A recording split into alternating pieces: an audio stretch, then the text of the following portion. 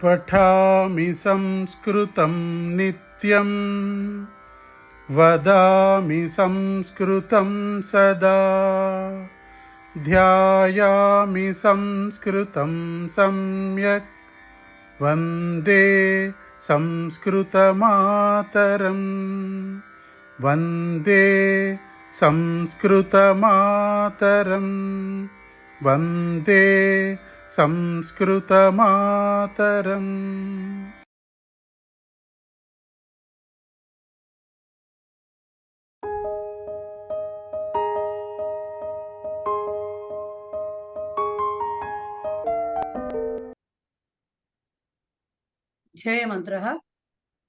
ध्येयमन्त्रः पठामि संस्कृतं नित्यं वदामि संस्कृतं सदा ध्यायामि संस्कृतं सम्यक् वन्दे संस्कृतमातरं संस्कृतस्य प्रसाराय नैजं सर्वं ददाम्यहं संस्कृतस्य सदा भक्तो वन्दे संस्कृतमातरं संस्कृतस्य कृते जीवन् संस्कृतस्य कृते यजन् आत्मानमाहुतं मन्ये वन्दे संस्कृतमातरं वन्दे संस्कृतमातरं वन्दे संस्कृतमातरं। ధన్యవాదాः. ఇకపోతే మన శిక్ష థర్డ్ లెవెల్ అంటే ప్రవేశ పరిచయ తర్వాత వచ్చేది శిక్షలో మనం ఏం నేర్చుకోబోతున్నాం, మన సిలబస్ ఏముంటుంది అంతా అక్కడి నుంచి ముందర నుంచి స్టార్ట్ చేద్దాము. ఓకే,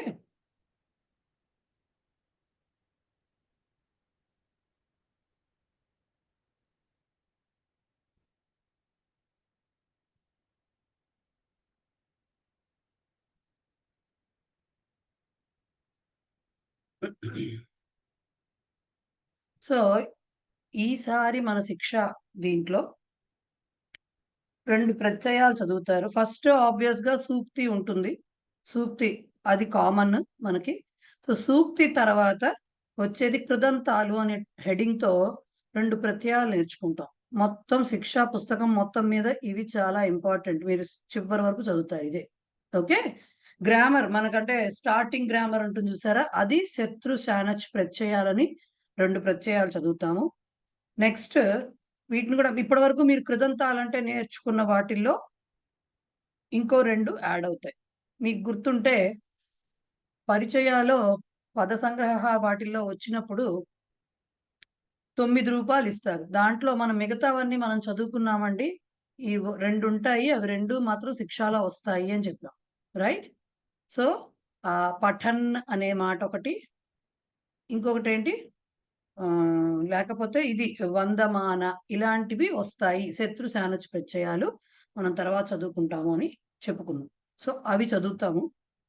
అవి చదువుతామంటే ఎందుకండి ఆ 2 ప్రత్యయాలతో మొత్తం లెసన్స్, మొత్తం అన్ని లెసన్స్ ఎలా వస్తాయి అంటే, ఇవి మన మామూలు ప్రత్యయాల కంటే దీనిక ఎలా ఉంటాయంటే మొత్తం పుంలింగ, స్త్రీలింగ, నపుంసకలింగ రూపాలు అన్ని విభక్తుల్లోనూ కావాలి. సో అవన్నిటిని ఈ 2 ప్రత్యయాల్లో కవర్ చెయ్యాలి అంటే అన్ని లెసన్స్ కావాల్సి వస్తున్నాయి. సో అది చదువుకుంటాం. రెండోది పద సంగ్రహ, సేమ్ మనకి ముందర ఎట్లా అయితే పరిచయాలో ఉందో అలాగే జరుగుతుంది, శిక్షాలో కూడా ఉంటాయి. రైట్? ఒక్క నిమిషం అండి. హలో హలో స్టార్ట్ అయిపోయిందండి. స్టార్ట్ అయిందండి, లింక్ పంపించాను గ్రూప్ లో, చూసుకోండి ఒకసారి.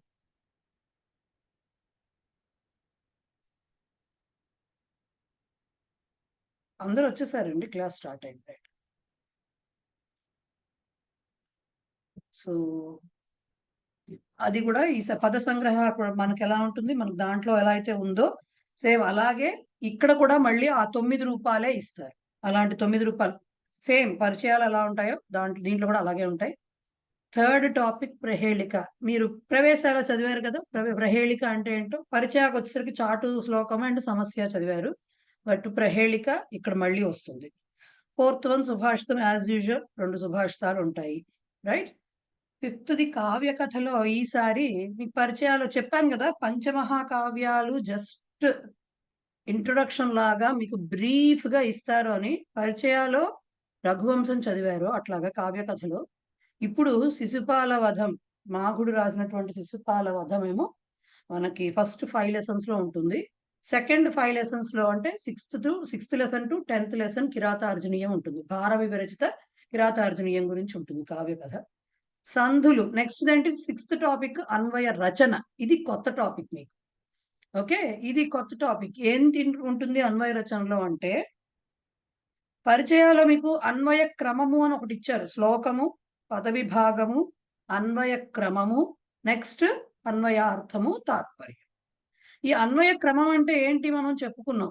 శ్లోకంలో అన్ని కూడా జంబుల్డ్ గా ఉంటాయి వర్డ్స్. వాటన్నిటిని అర్థానుగుణంగా మనం మార్చుకుంటూ ఒక వాక్య రూపంలో అవే వర్డ్స్ మనం కొత్తగా ఏమీ పెట్టం. ఏమైనా వర్బులు అస్థి అలాంటివి ఏమన్నా అధ్యాహారం తప్ప కొత్తగా ఏమీ పెట్టం. సో ఉన్న వాటిని ఉన్నట్టుగా ఒక ఆర్డర్లుగా రాస్తే ఒక సెంటెన్స్ ఫామ్ అవుతుంది. అలా రాయడాన్ని అన్వయ క్రమము అంటారు. సో ఆ క్రమం ఎలా వచ్చింది అంటే, అన్వయ రచన ఎలా వస్తుందంటే, వెర్బ్ తీసుకుని వెర్బ్ నుంచి కిమ్ శబ్దం అనగానే 3 లింగాల్లో అన్ని విభక్తుల్లో అవ్వచ్చు. కిమ్ శబ్దం యొక్క ఆ రూపాలను ఉపయోగిస్తూ క్వశ్చన్స్ వేస్తాం, ప్రశ్నలు వేస్తాం. వేసి దాని నుంచి ఆన్సర్స్ రాబడుతూ ఉన్నప్పుడు ఏమవుతుందంటే చివరికి ఆ వాక్య రూపం అనేది సంతరించుకుంటుంది. దీనిని అన్వయ రచన అంటే, అన్వయ క్రమాన్ని రచించే పద్ధతి ఏదైతే ఉందో దట్ ఈస్ కాల్డ్ అన్వయ రచన. సో దాన్ని చదువుకుంటాం. ఇది కొత్త టాపిక్ మీకు శిక్షలో. దీనికి ఏమి రావాలి బేసిక్ గా అంటే, కిమ్ శబ్దంలో పుంలింగ, స్త్రీలింగ, నపుంసకలింగ రూపాలు అన్నీ కూడా రావాలి. అండ్ దెన్ మనకు ఉన్నాయి కదా కకారాలు, సప్త కకారాలు ఉన్నాయి కదా. దాంట్లో కిమ్ తీసేస్తే మిగతా 6 ఉన్నాయి కదా. కథం, కుత్ర, కతి, కథ, కిమర్థం ఇవన్నీ ఉన్నాయి కదా. కుతః ఇవన్నీ కూడా మనకి వస్తాయి. రైట్, ఇవన్నీ కూడా వస్తే ఎలాగ క్వశ్చన్ వేయాలి అదేమిటనేది రాను రాను మనం చూస్తాం. ఫస్ట్ లెసన్ నుంచి నెమ్మదిగా మొదలు పెడతాం. ఇకపోతే పరిచయాలో మీరు ఏం చదివారు? స్వరసంధులు 6 రకాలు చదివారు. స్వరసంధులు. ఇక్కడ వ్యంజన సంధులు అంటే హల్ సంధులు అంటారు. ఓకే, వ్యంజనాలు హల్లులు మనకి ఇన్వాల్వ్ అయ్యేటటువంటి స్వరసంధుల్లో అన్నిట్లో కూడా మీకు స్వరాలు అంటే అచ్చులు మాత్రమే ఇన్వాల్వ్ అవుతాయి, ఓవెల్స్. బట్ వ్యంజనాలు కాన్సనెంట్స్ ఇన్వాల్వ్ అవుతాయి. ఇక్కడ వ్యంజన సంధుల్లో 10 రకాలు చదువుతారు. రైట్, నెక్స్ట్ మనం అప్పుడు సంధులు చెప్పుకున్నప్పుడు చెప్పాం, స్వర సంధులు, వ్యంజన సంధులు అండ్ విసర్గ సంధి అని 3 రకాలు అని. సో విసర్గ సంధిలో 4 రకాలు ఉన్నాయి. అవన్నీ కూడా చదువుకుంటారు శిక్షలో. తర్వాత లౌకిక న్యాయాలను ఉంటాయి. ఇవి ఎట్లాంటివంటే ఒక రకమైన సామెతలు లాంటివి. ఓకే, సామెతలు అంటాం కదా. సో అలాంటివి ఎలా వచ్చాయి అనేవి చెప్తారన్నమాట దీంట్లో. అది కూడా మీకేం సంస్కృతంలో ఉండవు, ఇవన్నీ కూడా తెలుగులో రాయటమే. పేరు మాత్రం సంస్కృతంలో ఉంటుంది, మిగతావన్నీ మీరు తెలుగులోనే రాస్తారు. దానికి సంబంధించి ఎందుకు అలా వచ్చింది అనేదంతా తెలుగులోనే ఉంటుంది. బట్ లౌకిక న్యాయాలని ఒక టాపిక్ ఉంది. అది 2 మార్క్స్కి వస్తుంది. అది క్వశ్చన్ డెఫినెట్ గా వస్తుంది. 2 or 4 మార్క్స్, 2 రాయమంటే 4 మార్క్స్ కి వస్తుంది. ఒక్కొక్కటి 2 మార్క్స్ అలా రావడానికి ఉంటుంది. దీంట్లో నెక్స్ట్ సంగ్రాహ్య విషయాలు. మనకి పరిచయాలు ఎలా అయితే ఫేమస్ 5 అలా చెప్పారు కదా, మనకి 4 ప్రాముఖ్యత ఏంటి ఇలాంటివి చెప్పారు మనకి. ఇక్కడ శ్లోకాలు చెప్తారు. కొన్ని రకాల శ్లోకాలు కానీ కొన్ని రకాల ఏమైనా చెప్పి దాని గురించి ఎక్స్ప్లెనేషన్ ఉంటుంది సంగ్రాహ్య విషయాల్లో. ఒక్కొక్కసారి ఎగ్జామ్ లో ఇవ్వడం జరుగుతోంది, ఒక్కొక్కసారి ఇవ్వడం లేదు. ఓకే, ఇవి టాపిక్స్ కవర్ అయ్యేవి. సూక్తులు కాకుండా మనకి ఖచ్చితంగా ఎగ్జామినేషన్ కి ఉండేది ఏమిటి? ట్రాన్స్లేషన్. శిక్షతో మీకు ఆ ట్రాన్స్లేషన్ పార్ట్ అవుతుంది. ప్రవేశ, పరిచయ, శిక్షలో అనువాదం అనేది 10 మార్క్స్ కి యాజ్ ఇట్ ఈజ్ గా ఉంటుంది. కాకపోతే ఏ లెవెల్ కి తగ్గట్టుగా ఆ లెవెల్లో మీకు అనువాదం అనేది ప్రక్రియ మారుతూ ఉంటుంది. అంటే వాడేటటువంటి ప్రత్యయాలు అలాంటివన్నీ మార్పు చెందుతూ ఉంటాయి. ఇక్కడ ఇచ్చే అనువాదం చాలా వరకు ఆ శత్రుశానచ ప్రత్యయాలు ఏవైతే నేర్చుకుంటారో మీరు ఇక్కడ దాని మీద డిపెండ్ అయ్యి ఉండడానికి అవకాశం ఎక్కువ ఉంటుంది. ఎందుకంటే చదువుకున్నవి అప్లికేషన్ అన్నమాట దానికోసం. అయితే దీంట్లో పాత వాళ్ళకి తెలుసు, కొత్త వాళ్ళకి తెలియంది ఏంటి అంటే, దీంట్లో మనం అసలు టచ్ చెయ్యని టాపిక్ కావ్య కథ. కావ్య కథని మనం క్లాస్లో డిస్కస్ చెయ్యము, ఎందుకంటే టైం సరిపోదు. మిగతావన్నీ చెప్పుకోవాలి, కంపల్సరీ ఎక్స్ప్లెనేషన్ అవసరం మిగతా వాటన్నిటికీ. కావ్య కథకి మాత్రం టైం సరిపోదు. అది ఈజీగానే ఉంటుంది, సంస్కృతంలోనే ఇస్తారు, ఈజీగా ఉంటుంది. లైక్ పరిచయాలు మనం ఎలా అయితే చేశామో అలాగే చేస్తారు ఇక్కడ కూడా మీరు. బట్ డౌట్ ఉంటే మాత్రం నాకు మెసేజ్ పెడితే నేను రిప్లై ఇస్తాను. టైం పర్మిట్ చేస్తే చదువుకోవచ్చు కానీ బట్ 10 లెసన్స్‌లో 10 కావ్య కథలు 10 దీన్ని చదివి దానికి అర్థం చెప్పి అవన్నీ చేయటం అనేది ఇంపాసిబుల్. సో, సొంతంగా అది చదువుకోవాలి. కాకపోతే ఇక్కడ ట్విస్ట్ ఏంటంటే, ఈ కావ్య కథలోంచి 5 మార్క్స్ క్వెషన్ వస్తుంది. ఎందుకు ముందే చెప్తున్నాను ఈ విషయం అంటే, ఫస్ట్ చెప్పడం ఫస్ట్ లెసన్ అవ్వడం బిగిన్ చేసిన దగ్గర నుంచి నెమ్మదిగా మీరు ప్రిపేర్ అవుతారు. ఆ దీంట్లో ఉంటారు అని చెప్తున్నాను. 5 మార్క్స్ క్వెషన్ వస్తుంది ఖచ్చితంగా రెండిట్లోంచి. అంటే శిశుపాల వధ ఉంది, కిరాతార్జునీయం కూడా ఉంది కదా! రెండిట్లోంచి కూడా చాయిస్ ఉంటుంది. బట్ 5 మార్క్స్ క్వెషన్ వస్తుంది. అది సంస్కృతంలోనే రాయాలి. ఇప్పుడు అది ఎలా వస్తుంది అనేది ఫస్ట్ లెసన్ అయిన తర్వాత దాంట్లో కావ్య కథ పేరుందనుకోండి ఇప్పుడు మీకు పరిచయాల రఘువంశంకి కూడా యాక్చువల్ మూల కథ రఘువంశమైనా దేనికి దానికి లెసన్స్‌కి పేర్లు ఇచ్చారు కదా! అలా వీటికి కూడా పేర్లుంటాయి. సో, దానికి తగ్గట్టుగానే క్వెషన్స్ ఉంటాయి. ఓకే. సో, ఆ క్వెషన్స్‌కి మీరు ఒక 10 సెంటెన్సెస్ మించకుండా మీరు రాసుకుంటే దానికి ఎసెన్స్ అంతా వచ్చేటట్టుగా సంస్కృతంలో రాయాలి. ఇక్కడ ట్విస్ట్ అదొకటి మన శిక్షలో. సంస్కృతంలో రాయాలి. దీనికి మాత్రం ఇది కంప్లీట్‌గా మీ ఓన్ కేపబిలిటీ మీద డిపెండ్ అయి ఉంటుంది. దీనికేవి నోట్స్ ఇవ్వడం అనేది జరగద్దు. Don't expect that. ఎందుకంటే ఇక మిగతావన్నీ ఎన్ని సార్లన్నా చెప్పగలను, చెప్తాను, టైం కుదుర్చుకునైనా చెప్తా గానీ ఇది మాత్రం ఎవరి అంటే మీ ఎంతవరకు ప్రాక్టీస్ చేస్తారనే దాని మీద డిపెండ్ అయ్యి ఉంటుంది. ఇది కూడా మనం చిన్నప్పుడు స్కూల్‌లో ఈ క్వెషన్‌కి ఈ ఆన్సర్ అన్నట్టుగా ఇస్తే ఇక మీ వైపు నుంచి ప్రాక్టీస్ అనేది ఉండదు. మీ వైపు నుంచి ఎఫర్ట్ అనేది ఉండదు. సో, ఇది మాత్రం మీకు మీరే చేసుకోవాల్సి వస్తుంది. ఓకేనా? సో, ఇదొకటి మనం టచ్ చేయము. అట్లా అని డౌట్స్ వస్తే చెప్పడం మానుతాననుకోకండి. మీరు ఫోటో తీసి పంపించినా ఈ లైన్ అర్థం కాలేదని నేను మెసేజ్ పెడతా, రిప్లై పెడతా. రైట్? ఇది ఓవరాల్‌గా మనకున్నటువంటి పాఠ్యక్రమం అంటే సిలబస్. అనువాదం అంటారా? ఇంకా అనువాదానికి దానికి అంతం, పొంతం ఏమీ ఉండవు. ఎంతవరకు ట్రాన్స్‌లేషన్స్ ఎంత చేసుకున్నా మనకి తెలీదు. ఏమిస్తారు? అనువాదం అనేది ఎంతవరకు వెళ్తుందనేది మనకు తెలీదు. కాబట్టి అది ఒకటి మీరు అర్థం చేసుకునే దాని మీద డిపెండ్ అయ్యి ఉంటుంది.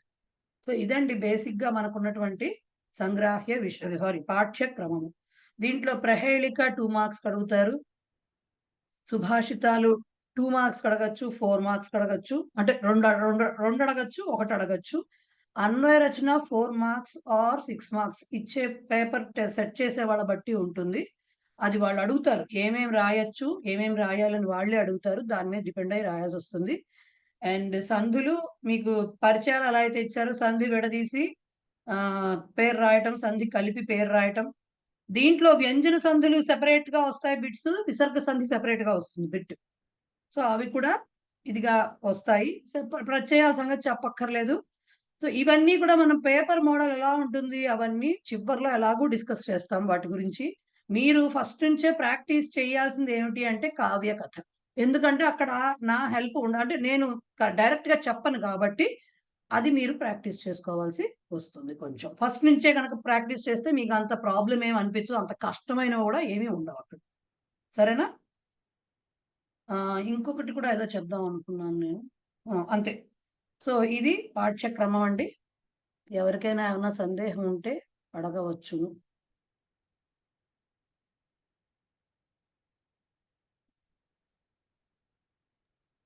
మేడం నాకు ఒక డౌట్ ఉంది. చెప్పండి. నాకు పద సంగ్రహ మేక్ సెంటెన్సెస్ ఒకటి నాకు అది రాయటం కొంచెం కన్ఫ్యూజన్ అవుతుంది. పద సంగ్రహ అంటే ఎలా వస్తుంది అంటే మీకది రూపం ఏమిటి అని తెలిసినప్పుడు, అప్పుడు మనం ఫస్ట్ తెలుగులో వాక్యం ఒకటి అనుకోవాలి. అనుకుని అప్పుడు ఆ రూపాన్ని దానికి తగ్గట్టుగా ప్రయోగించాలి. ఇది కంప్లీట్‌గా ప్రాక్టీస్ తప్ప అంటే మీకు వాటిలో పద సంగ్రహంలో ఉండే 9 రూపాలు ఏమిటసలు? కర్తరి వర్తమానే లట్, నెక్స్ట్ కర్మణి వర్తమాన లట్ రెండోది. మూడోది ఏముంటుంది? భవిష్యత్ కాల రూపం ఉంటుంది. భూతకాల రూపం ఉంటుంది. తుమున్, త్వా, ల్యప్ ఉంటాయి. శత్రుశానచ్ ప్రత్యయాలుంటాయి. ఇంకేముంటాయి? క్తవతు, క్తా ప్రత్యయాలుంటాయి. ఇవే 9 రూపాలు అక్కడ ఉండేవి. అక్కడి నుంచి సో, ఈ 9 రూపాలు ఇప్పుడు శత్రుశానచ్చే ఇంతవరకు మీరు చదవండి. మిగతావన్నీ చదువుకున్నారు. సో, వాటిల్లో వచ్చిన సెంటెన్సెస్ ఏమున్నాయి అనేది అబ్జర్వ్ చేస్తూ ఉంటేనే అప్పుడు మీకిచ్చిన దీంట్లోంచి సపోజ్ గత్వా అని ఇచ్చి సెంటెన్స్ రాయమంటే గత్వా అనే దానికి ముందు మీనింగ్ తెలియాలి. గత్వా అంటే వెళ్ళి. వెళ్ళి అనంగానే తెలుగులో ఒకటి ఫార్మ్ చేసుకోవాలి. నేను అక్కడికి వెళ్ళి నెక్స్ట్ ఏం చేశాను? సినిమా చూశాను. ఇలా అనుకున్నప్పుడు ఆటోమేటిక్ గా దాన్ని ట్రాన్స్లేట్ చేసుకోవాలి. అహం తత్ర గత్వా చలచిత్రం పశ్యామి అయిపోయింది అక్కడ. ఇలా అనుకుని చెయ్యాల్సిందే తప్ప ఈ పద సంగ్రహం అనేది కేవలం ఏదో 10 మాటలకో లేకపోతే 25 మాటలకో ఉండేది కాదు. ప్రతి వెర్బ్ కి ఆ టైప్ ఆఫ్ 9 రూపాలు ఉంటాయి. ప్రతి ఉపసర్గతో కూడి మళ్ళీ వెర్బ్ వస్తుంది. దానికి మళ్ళీ 9 రూపాలు వస్తూ ఉంటాయి. సో ఇది ఎంతవరకు మీరు దాని యొక్క మీనింగ్ తెలియడం మాత్రమే. గత్వ అంటే ఏంటి, గంతుం అంటే ఏంటి, దాని మీనింగ్ తెలిస్తేనే మీరు అప్లై చేయగలరు దానికి. ఇది ఎవరైనా చెబితే వచ్చేది కాదు. నేను అక్కడికి వెళ్ళి సినిమా చూస్తున్నాను అనే మాట నా వాక్యం అది. మీకు ఇంకొకటి రావచ్చు. నేను షాపుకు వెళ్ళి పుస్తకం తెచ్చాను, కొనుక్కున్నాను అని మీకు రావచ్చు. ఇంకొకరికి ఇంకో మాట రావచ్చు. సో ఇట్లా నేను స్కూల్‌కి వెళ్ళి పాపను తెచ్చాను అని ఇంకొకరికి రావచ్చు. వెళ్ళి అనేది అదే మాట. బట్ ఆ ప్రయోగించిన సందర్భాలు, వాక్యాలు డిఫరెంట్. సో ముందు ఆ ఇచ్చిన మాటకి గనక మనకి అర్థం తెలిస్తేనే ఎప్పుడైనా సొంత వాక్యం అనేది ప్రయోగించగలం. ఏ మాటకైనా సరే అర్థం తెలియకపోతే ఇప్పుడు మీరు అనుకుంటారు, దీన్ని సంస్కృతంలో ఎలా చెప్పాలి అంటే ప్రతి మాటకి ఒక మీనింగ్ తెలిస్తేనే కదా మీరు అప్లై చేయగలరు. సో అక్కడ పద సంగ్రహం అని అక్కర్లేదు. అది ఏ మాటైనా సొంత వాక్యం రాయాలంటే మాత్రం ప్రాక్టీస్ అవసరము. దాని మీనింగ్ తెలుసుకోవాలి ఫస్ట్. దాన్ని మీరు రకరకాలుగా అప్లై చేయాలి. తప్ప దీనికేమి స్పెసిఫిక్‌గా ఇలా అప్రోచ్ అయితేనే ఇలా వస్తుంది అనేందుకు మాత్రం లేదు. దాని పద్ధతి ఏమీ లేదు. మీరు అబ్జర్వేషన్ అన్నమాట. రకరకాలుగా పుస్తకాలు చదవటాలు, లేకపోతే రకరకాల స్టోరీస్ మనం ఎక్కడికో కూడా వెళ్ళక్కర్లా. మన ప్రవేశం నుంచి ఇచ్చిన పుస్తకాలే చదువుతూ ఉంటేనే తెలుస్తాయి. చాలా వాక్యాలొస్తాయి. అంతకుమించి దానికి షార్ట్ కట్ మెథడ్స్ కానీ, గైడ్స్ లాంటివి గానీ ఏమీ ఉండవు వాటికి. ఓకే. అంటే పంచమి విభక్తి, తృతీయ విభక్తి ఎలా ఉపయోగించాలి, ఎప్పుడు ఉపయోగించాలి, దానికి సెంటెన్స్ మీది ఐ గెస్ మీవి 2 చోట్ల లాగిన్ అయ్యారేమో. రీసౌండ్ వస్తోంది. నాకు వినబడట్లేదు మీరేం చెప్తున్నారు. నేను ఎక్కడ లాగిన్ అవ్వలేదు. ఎందుకంటే 2 చోట్ల నుంచి సౌండ్ వస్తుంది మీరు మాట్లాడుతుంటారు. అందుకని నాకు వినబడట్లేదు. సో మీకు కరెక్ట్‌గా మీకేంటి ప్రాబ్లమ్ ఏంటి? ఇప్పుడు పద సంగ్రహ రాస్తున్నప్పుడు అది పంచమి విభక్తి గాని, తృతీయ విభక్తి గాని అది ఎప్పుడెప్పుడు దానికి కన్‌ఫ్యూజన్ అయిపోతున్నా. ఒక్కొక్కసారి పంచమి విభక్తి ఉపయోగించాలా, తృతీయ విభక్తి ఉపయోగించాలా అనేది ఒక కన్‌ఫ్యూజన్ ఒకటి వస్తుంది నాకు ఆ సెంటెన్స్ రాసేటప్పుడు. సో అప్పుడు విభక్తుల రూల్స్ ఖచ్చితంగా తెలిస్తే ఆ కన్‌ఫ్యూజన్ ఉండదు. పంచమి బేసిక్‌గా పంచమికి, షష్ఠికి అంటే రూపం ఒకటిగా ఉంటుంది కాబట్టి. మీరు తెలుగులో ఆలోచించండి అప్పుడు ఒకసారి. ఇప్పుడు ఆ కారణంతో అన్నారనుకోండి. ఆ కారణంతో నేను చెయ్యట్లేదు అన్నప్పుడు అక్కడ ఆ కారణంతో కారణేనా అంటాం కారణంతోకి. ఆ అనేది దానికి విశేష్యం అవుతోంది కాబట్టి ఆ అనే దానికి ఓహో! తేన అని దీనికి రావాలి. తృతీయ అని తెలియాలి. అక్కడ తస్య కారణేన అనరు. తేన కారణేన అనే అంటారు. ఓకే. సో ఇవి ఆ అర్థం చేసుకోవడం బట్టినే ఉంటుంది. అదే అంటున్నా. ఎలా రాస్తాము అంటే పంచమి విభక్తి వస్తుందా? షష్ఠి విభక్తి మీరు వాక్య నిర్మాణం ఎలా చేయదలుచుకుంటే దాని ప్రకారం వస్తుంది విభక్తి అక్కడ. మీరు అప్పుడు మీకు డౌట్‌లు అలా మీరు స్పెసిఫిక్‌గా ఈ వాక్యంలో ఏ విభక్తి వాడాలో నాకు తెలియట్లేదు అనేది మీరు అనుకున్నారనుకోండి. అప్పుడు నాకు మెసేజ్ పెట్టండి. నేను రిప్లై ఇస్తాను. ఎందుకంటే వాక్యాలు మీకు తెలియనిదేముంది. ఏ భాష అయినా వొకాబులరీ అనేది సామాన్యమైన విషయం కాదు. అసలది ఎంత కోకొల్లలుంటాయి మాటలు. మనం ఏ మాటకి ఎవరు ఎలా ఆలోచిస్తున్నారు అనేది మనకు తెలీదు. కాబట్టి మీరు చెప్పేటప్పుడు మీకు ఎలా చెప్దాం అనుకుంటున్నారో దాన్ని బట్టి మీరు వాక్యం రాయాల్సొస్తోంది. సేమ్ ఒకటే మీనింగ్ వచ్చే సెంటెన్స్‌ని నేను ఒక రకంగా చెప్పొచ్చు. కర్తరిలో చెప్తే దాని రూల్స్ వేరే ఉంటాయి. కర్మణిలో చెప్తే దాని రూల్స్ వేరే ఉంటాయి మరి. సో దాని ప్రకారం విభక్తులు మారిపోతాయి అప్పుడు. సో అందుకని మీరు ఏదైనా అట్లాంటివేమన్నా మీరొక రాసే చోట్ల ఎక్కడైనా డౌట్స్ వస్తే మీరు నాకవి టైప్ చేసో, ఏదో రాసో ఏదో పంపిస్తే నేను సరిచేయగలుగుతా. అంతేగాని ఖచ్చితంగా ఇదెలాగా ఇక్కడ ఏ విభక్తి వస్తుందంటే విభక్తి రూల్స్ అన్నీ ఫాలో అవ్వాలి. ప్రవేశాలో మనం విభక్తి చదివినటువంటి రూల్స్ అన్ని ఫాలో అవ్వాలి. అవును. అది ఫాలో అయినప్పుడు కూడా డౌట్ వస్తుందంటే నాకు మీరెక్కడో మీరు ఎక్కడ నాకెక్కడైనా డౌట్ డౌట్ వస్తే నేను అడుగుతాను. అది మెసేజ్ పెట్టండి. అప్పుడు నేను చెప్తే ఏమో కొన్ని వాక్యాలు అలా అయ్యేసరికి మీకే క్లారిటీ రావడానికి అవకాశం ఉంటుంది. ధన్యవాదాలు. మేడం 2-3 డౌట్స్ ఉన్నాయి మేడం నాకు. పద్మిని చెప్పండి. ఒకటి ఏంటంటే ముందు ఎన్ని మనం సుభాషితాలు గాని, ఈ ప్రహేళికలు గాని, సూక్తులు గాని ఏవేవి కంఠస్థం చేయాలి మనకి ఈ శిక్షలు కంఠస్థంగా రావాల్సినవి ఏంటి? రెండో క్వశ్చన్ ఏంటంటే మీరు ఒక్కొక్క ఫస్ట్ 5 లెసన్స్ కి శిశుపాలవధ ఉంటుంది, తర్వాత 5కి అది ఉంటుంది కదండి కిరాతార్జుని. సో ఈ 5 లెసన్స్ కి మనం సొంతంగా మీరు రాయాలన్నారు కదా, చిన్న టైప్ 10 లైన్స్ ఒక్కొక్కటి. ఒక్కొక్క లెసన్స్ కి 10 లైన్స్ ప్రిపేర్ చేసుకోవాలా, లేకపోతే మొత్తం శిశుపాలవధకి ఒక 10 లైన్స్ అని ప్రిపేర్ చేసుకోవాలా? అదొకటి రెండో డౌట్ మేడం. మూడోది మూడోది ఏంటంటే మీరు వ్యంజన సంధులు విసర్గ సంధులు అన్నారు కదా మేడం అక్కడ. అంటే ఇప్పుడు అచ్చు సంధులు కానీ అదే ఆ స్వర సంధులు మనకు ఎగ్జామినేషన్ లో రావా? ఓన్లీ విసర్గాను వ్యంజన సంధులు పర్ఫెక్ట్ గా ఉంటే చాలా. అదొకటి. Thank you. Me first doubt, ఏవి కంఠస్థం చెయ్యాలి అంటే మీకు ఇక్కడ రెసిటేషన్ పోయమ్స్ ఏవి లేవండి. బేసిక్ గా ఎవరు పద్యం ఇచ్చి రాయమని ఎవ్వరు అడగరు. First point. మరి ఏవి కంఠతా మనకి ఏం నేర్చుకోవాలంటే గట్టిగా ఉండేది 10 ప్రహేళికలు, 20 సుభాషితాలు, 10 లెసన్స్ లో. అవన్నీ ఏవి ఇస్తారనేది మనం ఇంపార్టెంట్లు, స్టార్లు, వివిఐపీలు అలాంటివి, వివిఎంపీలు ఇలాంటివి ఉండవు ఇక్కడ. సో మీరు అన్ని నేర్చుకోవాల్సిందే. ఏవైనా రావచ్చు, చెప్పలేము. బట్ చాయిస్ ఉంటుంది. 3 ఇచ్చి 2 రాయమండమో, 2 ఇచ్చి 1 రాయమండమో ఆ చాయిస్ ఉంటుంది. ప్రహేళిక అయితే డైరెక్ట్ గా దాని మీనింగ్ అడుగుతారు. లైక్ మనకు ప్రవేశాలు అడిగినట్టుగా అడుగుతారు. సుభాషితం అంటే పరిచయాలను వాటిలో అడిగినట్టుగా డైరెక్ట్ గా సుభాషితానికి ప్రతిపదార్థం కూడా ఉంటుంది కాబట్టి ఎయిదర్ పద విభాగము ప్రతిపదార్థం రాయమని అడగచ్చు, లేదంటే తాత్పర్యము ప్రతిపదార్థం రాయమని అడగచ్చు, లేదంటే పద విభాగము తాత్పర్యము రాయమని అడగచ్చు. వాళ్ళు ఎగ్జామినేషన్ పేపర్ సెట్ చేసే వాళ్ళు ఎలాగ లెక్కేసుకుంటారు. ఎటు తిప్పి పట్టుకొచ్చినా 100 మార్కులే, అది దాటడానికి లేదు. దీనికి 4 మార్కులే ఇద్దాం అనుకున్నారు అనుకోండి, లేకపోతే 3 మార్కులు ఇద్దాం అనుకుంటే వాళ్ళు ఆ డివిజన్ చూసుకుంటారు. సో అవి రాయమన్నప్పుడు అవి దాంట్లో మీకు అంటే కన్సెషన్స్ లాంటివి ఏమి ఉండవు, అన్ని నేర్చుకోవాల్సిందే దాంట్లో. బట్ సుభాషితాలు కంఠతా పట్టడం అంటే మిమ్మల్ని ఎవరు అప్పచెప్పమని అడగరు. అక్కడ ఫిల్ ఇన్ ది బ్లాంక్స్ లాగా సుభాషితం ఇచ్చి రాయమని అడగరు. సుభాషితం యొక్క తాత్పర్యమే అడుగుతారు. అండ్ సుభాషితం వాళ్ళు కూడా first starting dash dash dash last ఇవ్వరు.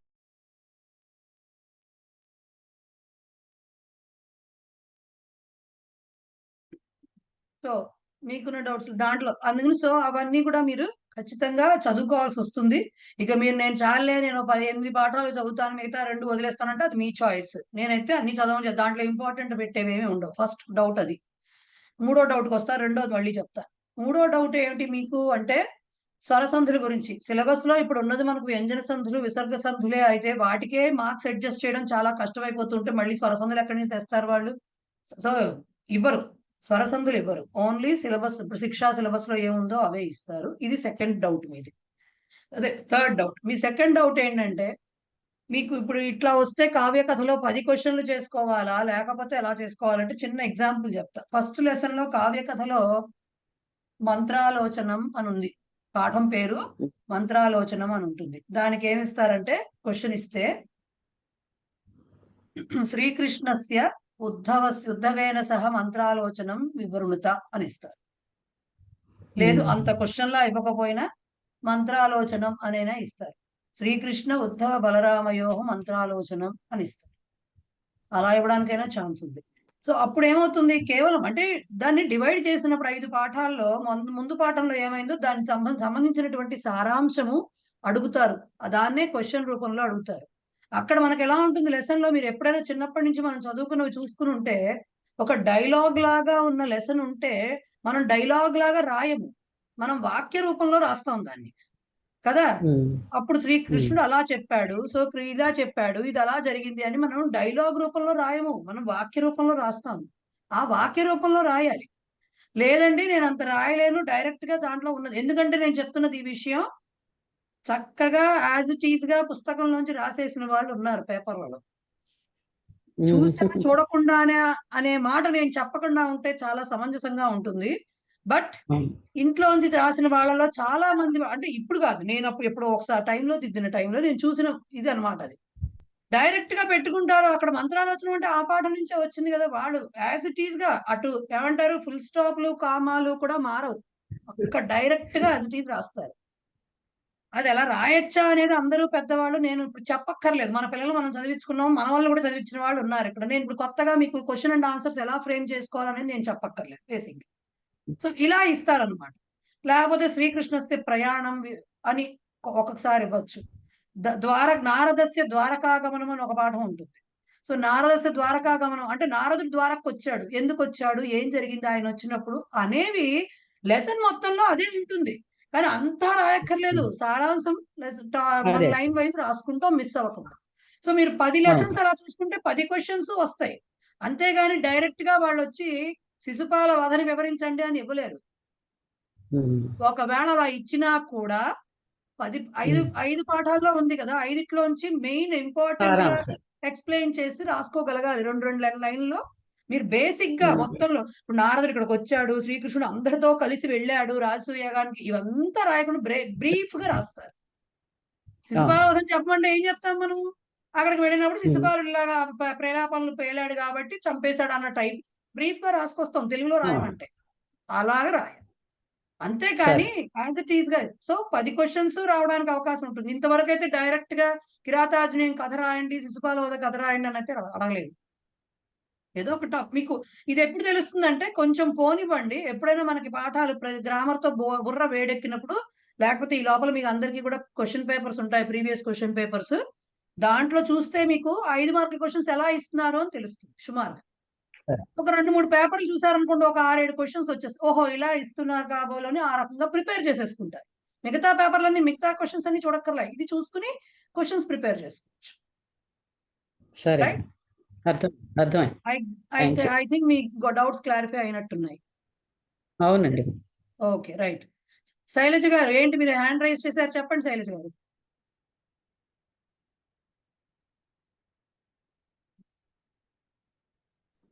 కాదు మ్యామ్, ఇందాక నాకు ఎందుకో వినపడలేదు, మళ్ళీ ఆఫ్ చేసుకుని మళ్ళీ జాయిన్ అయ్యాను.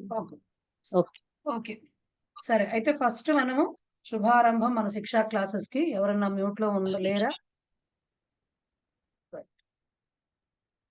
సూక్తితో బిగిన్ చేసుకుంటాం కాబట్టి సూక్తి చెప్పుకుందాము. First page number 5 Telugu medium.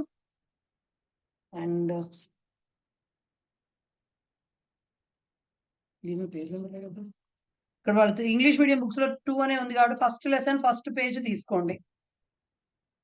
Right, సూక్తి ఏముంది అంటే, సతాం హి సందేహ పదేషు వస్తుషు ప్రమాణమంతఃకరణ ప్రవృత్తయః. సతాం హి సందేహ పదేషు వస్తుషు ప్రమాణమంతఃకరణ ప్రవృత్తయః. పదవిభాగం చూసుకుంటే దీనికి ఇలా ఏం అడగరు, జస్ట్ మనకు అర్థం కావడం కోసమే మనం ఎక్స్ప్లెయిన్. వాళ్ళు సూక్తి ఇస్తారు, జస్ట్ ఆ కిందన రాసిన ఒక్క లైన్ రాస్తే చాలు, 1 మార్కే వస్తుంది సూక్తి. మాక్సిమం 1.5 ఇస్తారు. సో ఆ కింద లైనే రాస్తారు, బట్ మనం అర్థం చేసుకోవాలి. సతాం హి సందేహ పదేషు వస్తుషు ప్రమాణం అంతఃకరణ ప్రవృత్తయ అనేది ఒకటే మాట. ఓకే, అంతఃకరణ ప్రవృత్తయ అనేది ఒక్కటే మాట. ప్రమాణం అనేది ఒక్కటే ఆ మొత్తం వాక్యంలో స్ప్లిట్ అక్కడ ఒక్క చోటే ఉంది. ఓకే, ఏమిటి? సతాం అంటే సజ్జనులకు. సంతహ అనే మాట విన్నారు కదా మీరు, సంతహ అని విన్నారు మీరు. సంతహ అంటే ఎవరు? సత్పురుషాహ అని చెప్పి మనం చెప్పుకున్నాం. సో సతాం అనేది దానికి సంబంధించినటువంటి షష్ఠీ విభక్తి బహువచనం. అంటే భవతాం అని వస్తుందా? భవత్ శబ్దంలో మీ అందరికీ అనడు భవతాం అని వస్తుంది కదా. సో అలాగే సతాం అన్నమాట. సో సతాం అంటే సత్పురుషాణం. హి తెలుసు మీకు, అవ్యయం అది. సో ఏమిటి తర్వాత నెక్స్ట్ చదువుకున్నప్పుడు ఆ హీ పరిస్థితి ఏంటో తెలుస్తుంది. సందేహ పదేషు అంటే సందేహాస్పదంగా, అనుమానాస్పదంగా ఉంటాయి అలాంటి వస్తువుల యందు అని అర్థం. అలాంటి వస్తువులు అవ్వచ్చు, అలాంటి పరిస్థితులు అవ్వచ్చు, అలాంటి పదార్థాలు అవ్వచ్చు, ఏదైనా సరే సందేహ పదేషు సప్తమి విభక్తిలో అలాంటి వస్తువులు అంటే అనుమానాస్పద పరిస్థితుల యందు ఆర్ విషయముల యందు. వస్తుషు వాళ్ళే చెప్పారు.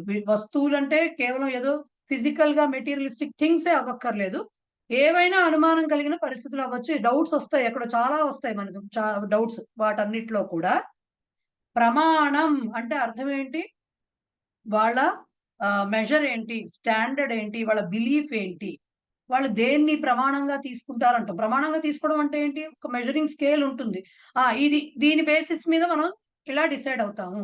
వీళ్ళు ఈ స్టాండర్డ్ సెట్ చేశారు కాబట్టి దీని బేసిస్ గా మనము ఇది ఎక్కువ ఉంది తక్కువ ఉంది అని చెప్తాము. చెప్పేది ప్రమాణం, రుజువు, లేకపోతే సత్యం అవ్వచ్చు. చాలా చాలా మీనింగ్స్ ఉంటాయి సంస్కృతంలో ఒక మాటకి.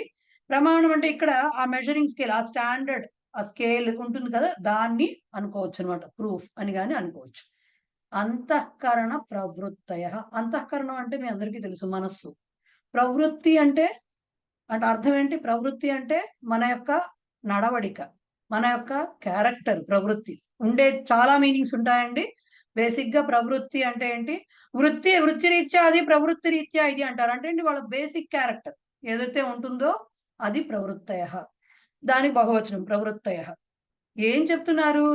సత్పురుషులందరూ కూడా అనుమానం వస్తుంది, ఈ పని ఇలా చేయాలా, అలా చేయాలా, ఇది మంచా, ఇది మంచా, ఇలాంటివి వచ్చినప్పుడు అవివేకం అంటారు చూడండి, విజ్ఞత అనే ఒక మాట వాడతాం మనము. సో ఏం చేస్తారు? మనం ఏం అడుగుతామండి, ఇప్పుడు ఏమైనా శుభకార్యం చేయాల్సి వచ్చింది, లేకపోతే ఏదో పని చేయాల్సి వచ్చింది, మనకు తెలియదు ఎలా చెయ్యాలో. ఏం చేస్తాం? మన పెద్దవాళ్ళకి ఎవరికో ఫోన్ చేసి కనుక్కుంటాం.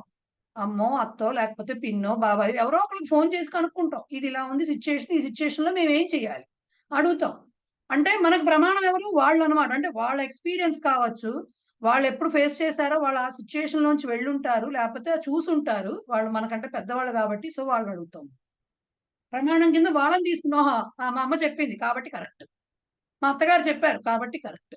సో ఇది మనము వాళ్ళ కేసు చూస్తాం, మనకు తెలియదు కాబట్టి మనం వాళ్ళని అడుగుతాం.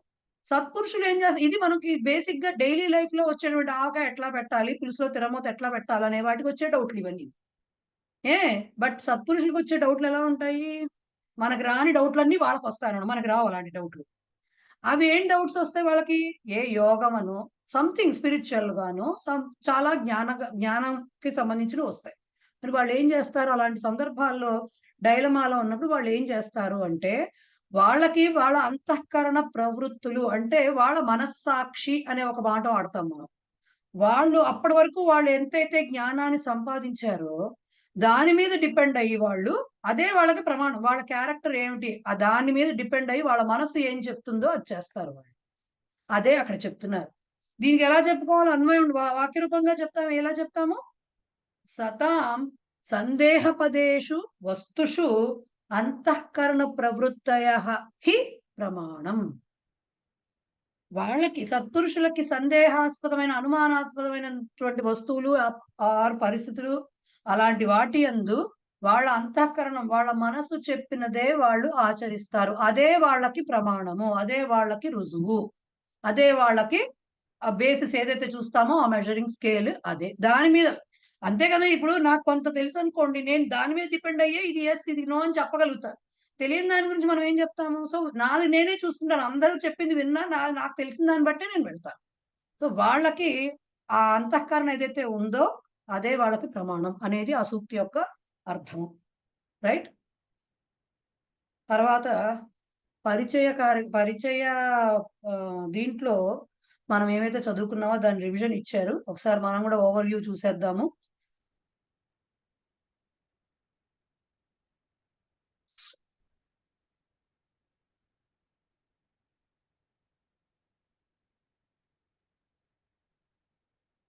పరిచయాలో ఏం చదివాం మనం? ఫస్ట్ ఏం చదివామండి? విశేషణ విశేష భావము మనకి విసుగొచ్చేంత చదివాం కదా. సో దాంట్లో సాధారణ విశేషణాలు అంటే ఉత్తమః, చతురః, లేకపోతే ఉన్నతః, ఇలాంటివన్నిటికి సంబంధించిన స్త్రీలింగ, పుంలింగ, నపుంసకలింగ శబ్దాలు, వాటి యొక్క రకరకాల విభక్తులు అవన్నీ చదివాం.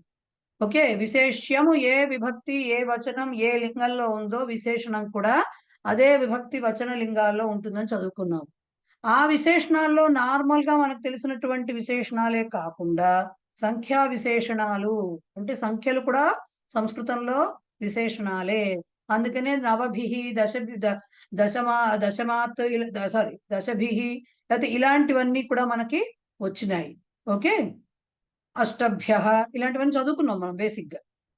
నెక్స్ట్ పూర్ణ ప్రత్యయ విశేషణాలు అంటే ప్రథమ బాలక కదా, చతుస్రుభి, మళ్ళీ దానికి వస్తుంది. దీనికి వచ్చేసరికి ఏమొస్తుంది?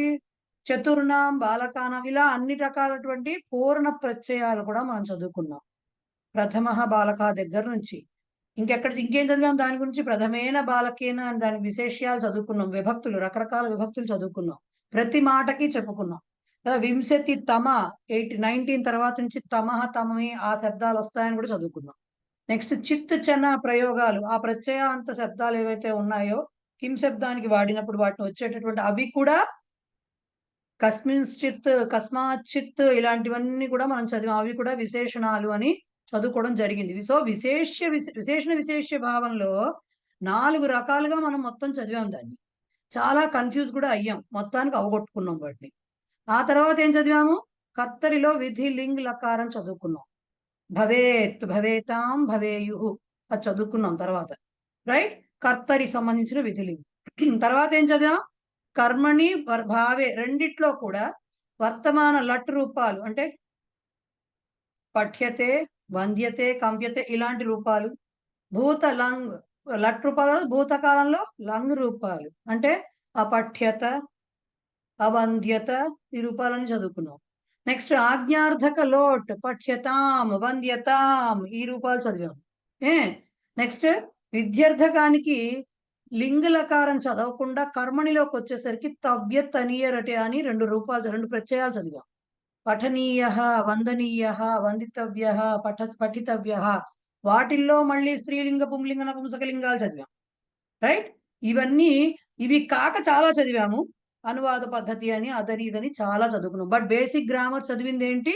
ఇవంతా మనం పరిచయాలు చదువుకున్నాం. ఇప్పుడు దీంట్లో మనకి ఏమండి పరిచయావి మళ్ళీ రావు కదా ఎగ్జామ్ కంటే. పరిచయావి స్పెసిఫిక్ గా చిచ్చన ప్రయోగం ఉపయోగించో లేకపోతే పూర్ణ ప్రత్యయాలతోనూ రాకపోవచ్చు. బట్ ఈ గ్రామర్ అంతా మనకి ఎప్పుడు ఏదో రకంగా లైక్ విభక్తులు ఎట్లా అయితే ప్రవేశాలు చదివినా మనం వెన్నాడుతూ ఉంటాయో అలాగే అన్ని కూడా మన వెనకాలే ఉంటాయి. అన్ని రావాల్సిందే వాక్య నిర్మాణానికి. రైట్? ఇప్పుడు పరిచయం అయిపోయిన తర్వాత శిక్షలోకి వస్తున్నప్పుడు శిక్షలో మనం చదువుకోబోయేటటువంటి కృదంత రూపాలు అనేవి ఉన్నాయి. కృదంతాహ ఫస్ట్ టాపిక్ ఇన్ శిక్షా సిలబస్. కృదంతాలు అంటే ఏమిటో ఇదివరకు నేను చెప్పాను. మనకి 3 రకాలు ఉంటాయి. కృదంతాలు, తింగంతాలు అండ్ తద్ధిత ప్రత్యయాలు, సుప్రత్యయాలు ఇలా 4 రకాలు. ఇంకా చాలా ఉంటాయి. మనకు తెలిసింది తద్ధితాల వరకు వెళ్ళకపోయినా సుబంతాలు, సుబంతం అనే మాట వస్తూ ఉంటుంది బాగా, ఇప్పుడు బాగా వస్తుంది సందుల్లో. సుబంతాలు, తింగంతాలు, కృదంతాలు మీకు బాగా తెలియాల్సింది. సుబంతాలు అంటే ఏమిటో ఇదివరకు చాలాసార్లు క్లాసులో చెప్పాను. మళ్ళీ కొత్తగా వచ్చిన వాళ్ళ కోసం ఒక్కసారి బ్రీఫింగ్. సుబంతాలు అంటే సుప్పు ప్రత్యయాంత శబ్దాలు అంటే విభక్తులు. 7 విభక్తులు 7 3 21 రూపాలు ఉన్నాయి కదా, వాటన్నిటినీ కూడా సుబంతాలు అంటారు. బేసిక్ గా అంటే సుప్పు ప్రత్యయాలు చేరినప్పుడే సుప్రత్యయాలు 21 ప్రత్యయాలు అవి. సో ఆ 21 ఒక రకమైన ప్రాతిపదిక. రామ అనే ప్రాతిపదికకి 21 ప్రత్యయాలు చేరినప్పుడు రామశబ్దం మొత్తం ఫామ్ అవుతుంది. సో అవన్నీ కూడా రామేణ అన్నా సుబంతమే, రామస్య అన్నా సుబంతమే, రామైహి అన్నా కూడా సుబంతమే, అది కూడా సుబంతమే. సో ఇవి శబ్ద రూపాలన్నిటినీ సుబంతాలు అంటారు. ఇకపోతే తిగంతాలు. తింగంతాలు అంటే ఏంటి? పఠతి, లిఖతి లకార రూపాలన్నీ బండ గుర్తులు, ఇవన్నీ లకార రూపాలన్నీ తింగంతాలు అంటారు. తింగ్ ప్రత్యయాలు మీ ప్రవేశాలను చదువుకున్నారు. 18 ప్రత్యయాలు ఉంటాయి. ఈ 18 ప్రత్యయాలు అంటే ఒక 9 పరస్మైపది, ఒక 9 ఆత్మనేపదికి సంబంధించి ఉంటాయి. ఈ 9 18 ప్రత్యయాలు డిఫరెంట్ ఫార్మ్స్ లో అంటే పర్మిటేషన్స్ అండ్ కాంబినేషన్స్ డిఫరెంట్ గా యాడ్ అయ్యి మొత్తం 10 లకారాలు పరస్మైపది, 10 లకారాలు ఆత్మనేపది కూడా ఫామ్ అవుతాయి. సో ఈ లకారాలన్నీ కూడా తిగంత రూపాలు అంటారు. అంటే సో తిగంతాలు అంటే తింగ్ ప్రత్యయాలు దేనికి వస్తాయి? వెర్బ్కి వస్తాయి, ధాతువుకి వస్తాయి. సుప్రత్యయాలు దేనికి వస్తాయి? ప్రాతిపదిక అంటే నామవాచక పదం, నామపదంకి సంబంధించిన ప్రాతిపదికకి సుప్రత్యయాలు వస్తాయి. ధాతు అంటే క్రియాపదానికి సంబంధించినటువంటి ధాతు మూల రూపం ఏదైతే ఉందో దానికి తింగ్ ప్రత్యయాలు వస్తాయి. ఓకే, ఇవి కాకుండా ఉండేవి ఇంకొక రకము కృత్ ప్రత్యయాలు. వాటినే కృదంతాలు. కృదంతము అంటే ఏంటి? కృత్ ప్రత్యయ అంత శబ్దము అంటే దేంతో అయితే ఈ కృత్ అనే ప్రత్యయము ఎక్కడైతే చివరిలో వస్తుందో ఆ శబ్దాన్ని కృదంతము అంటారు. సో మీరు చదువుకున్న కృత్ప్రత్యయాలు కూడా కొన్ని కృత్ప్రత్యయాలు ధాతువులకు వస్తూ ఉంటాయి. కొన్ని వేరే రకరకాలుగా కూడా యాడ్ అయ్యే ఛాన్సెస్ ఉంటాయి. బట్ మనకి బ్రీఫ్ గా చాలా చాలా రకాలు ఉన్నాయి. చాలా కొన్ని చెప్పారు. దాంట్లో ప్రవేశాల్లో మీకు చెప్పిన కృత్ప్రత్యయాల్లో త్వా, ల్యప్, తుమున్ అండ్ తవతు ఈ 4 ప్రవేశాలు చెప్పారు. దీంట్లో త్వా, ల్యప్, తుమున్ ఏమో అవ్యయాలు. అవ్యయం అంటే తెలుసు కదా అందరికీను, లింగ విభక్తి వచన సమానాలు. బట్ తవతు లింగ భేదం ఉంది. ఎప్పుడైతే లింగ భేదం వచ్చిందో వాటి విభక్తులన్నీ వస్తాయి. ఎప్పుడైతే సహా అన్నామో, అతను చదివాడు చదివింది అని చెప్పామో, డెఫినెట్ గా కూడా వాటన్నిటికీ కూడా విభక్తులన్నీ వస్తాయి. మీరు చదువుకోలేదు ప్రవేశాలో దానికి విభక్తి రూపాలు తవతుకి, బట్ తవతుకు కూడా అన్నీ వస్తాయి. ఓకే, రామాయణము చదివిన అతని చేత ఈ పని చేయబడింది అన్నారనుకోండి, అక్కడ తవతు రావాల్సిందే చచ్చినట్టు. సో వస్తాయి అలాంటి ప్రయోగాలు. తర్వాత మీరు చదువుతుంటే మీకు తెలుస్తాయి బేసిక్ గా. అదొక్కటి లింగ భేదం ఉంటుంది కాబట్టి దానికి అన్ని రూపాలు వస్తాయి. పరిచయాలో చదివిన కృత్ప్రత్యయాలు ఏమిటి? ఫస్ట్ చదివింది క్త, పఠిత, పఠిత, పఠితం. దానికి లింగ భేదం ఉంది అంటే దానికి అన్ని విభక్తులు వస్తాయి. ఓకే, దానికి అన్ని ఎక్కడైతే లింగ భేదం వచ్చిందో వాటన్నిటికీ విభక్తులు ఉంటాయండి. సో దానికి అన్ని విభక్తులు ఉంటాయి. నెక్స్ట్ చదివింది ఏంటి? అనీయర్ అండ్ తవ్యత్, వాటికి అన్ని విభక్తులు ఉంటాయి. ఓకే, ఎందుకు? వాటిల్లో కూడా పఠితవ్య అన్నాం, పఠితవ్యా అన్నాం, పఠితవ్యం అన్నాం, పఠనీయ, పఠనీయ, పఠనీయం అన్నాం. సో లింగ భేదం వచ్చింది కాబట్టి వాటన్నిటికీ కూడా మీకు ఖచ్చితంగా విభక్తులు ఉంటాయి.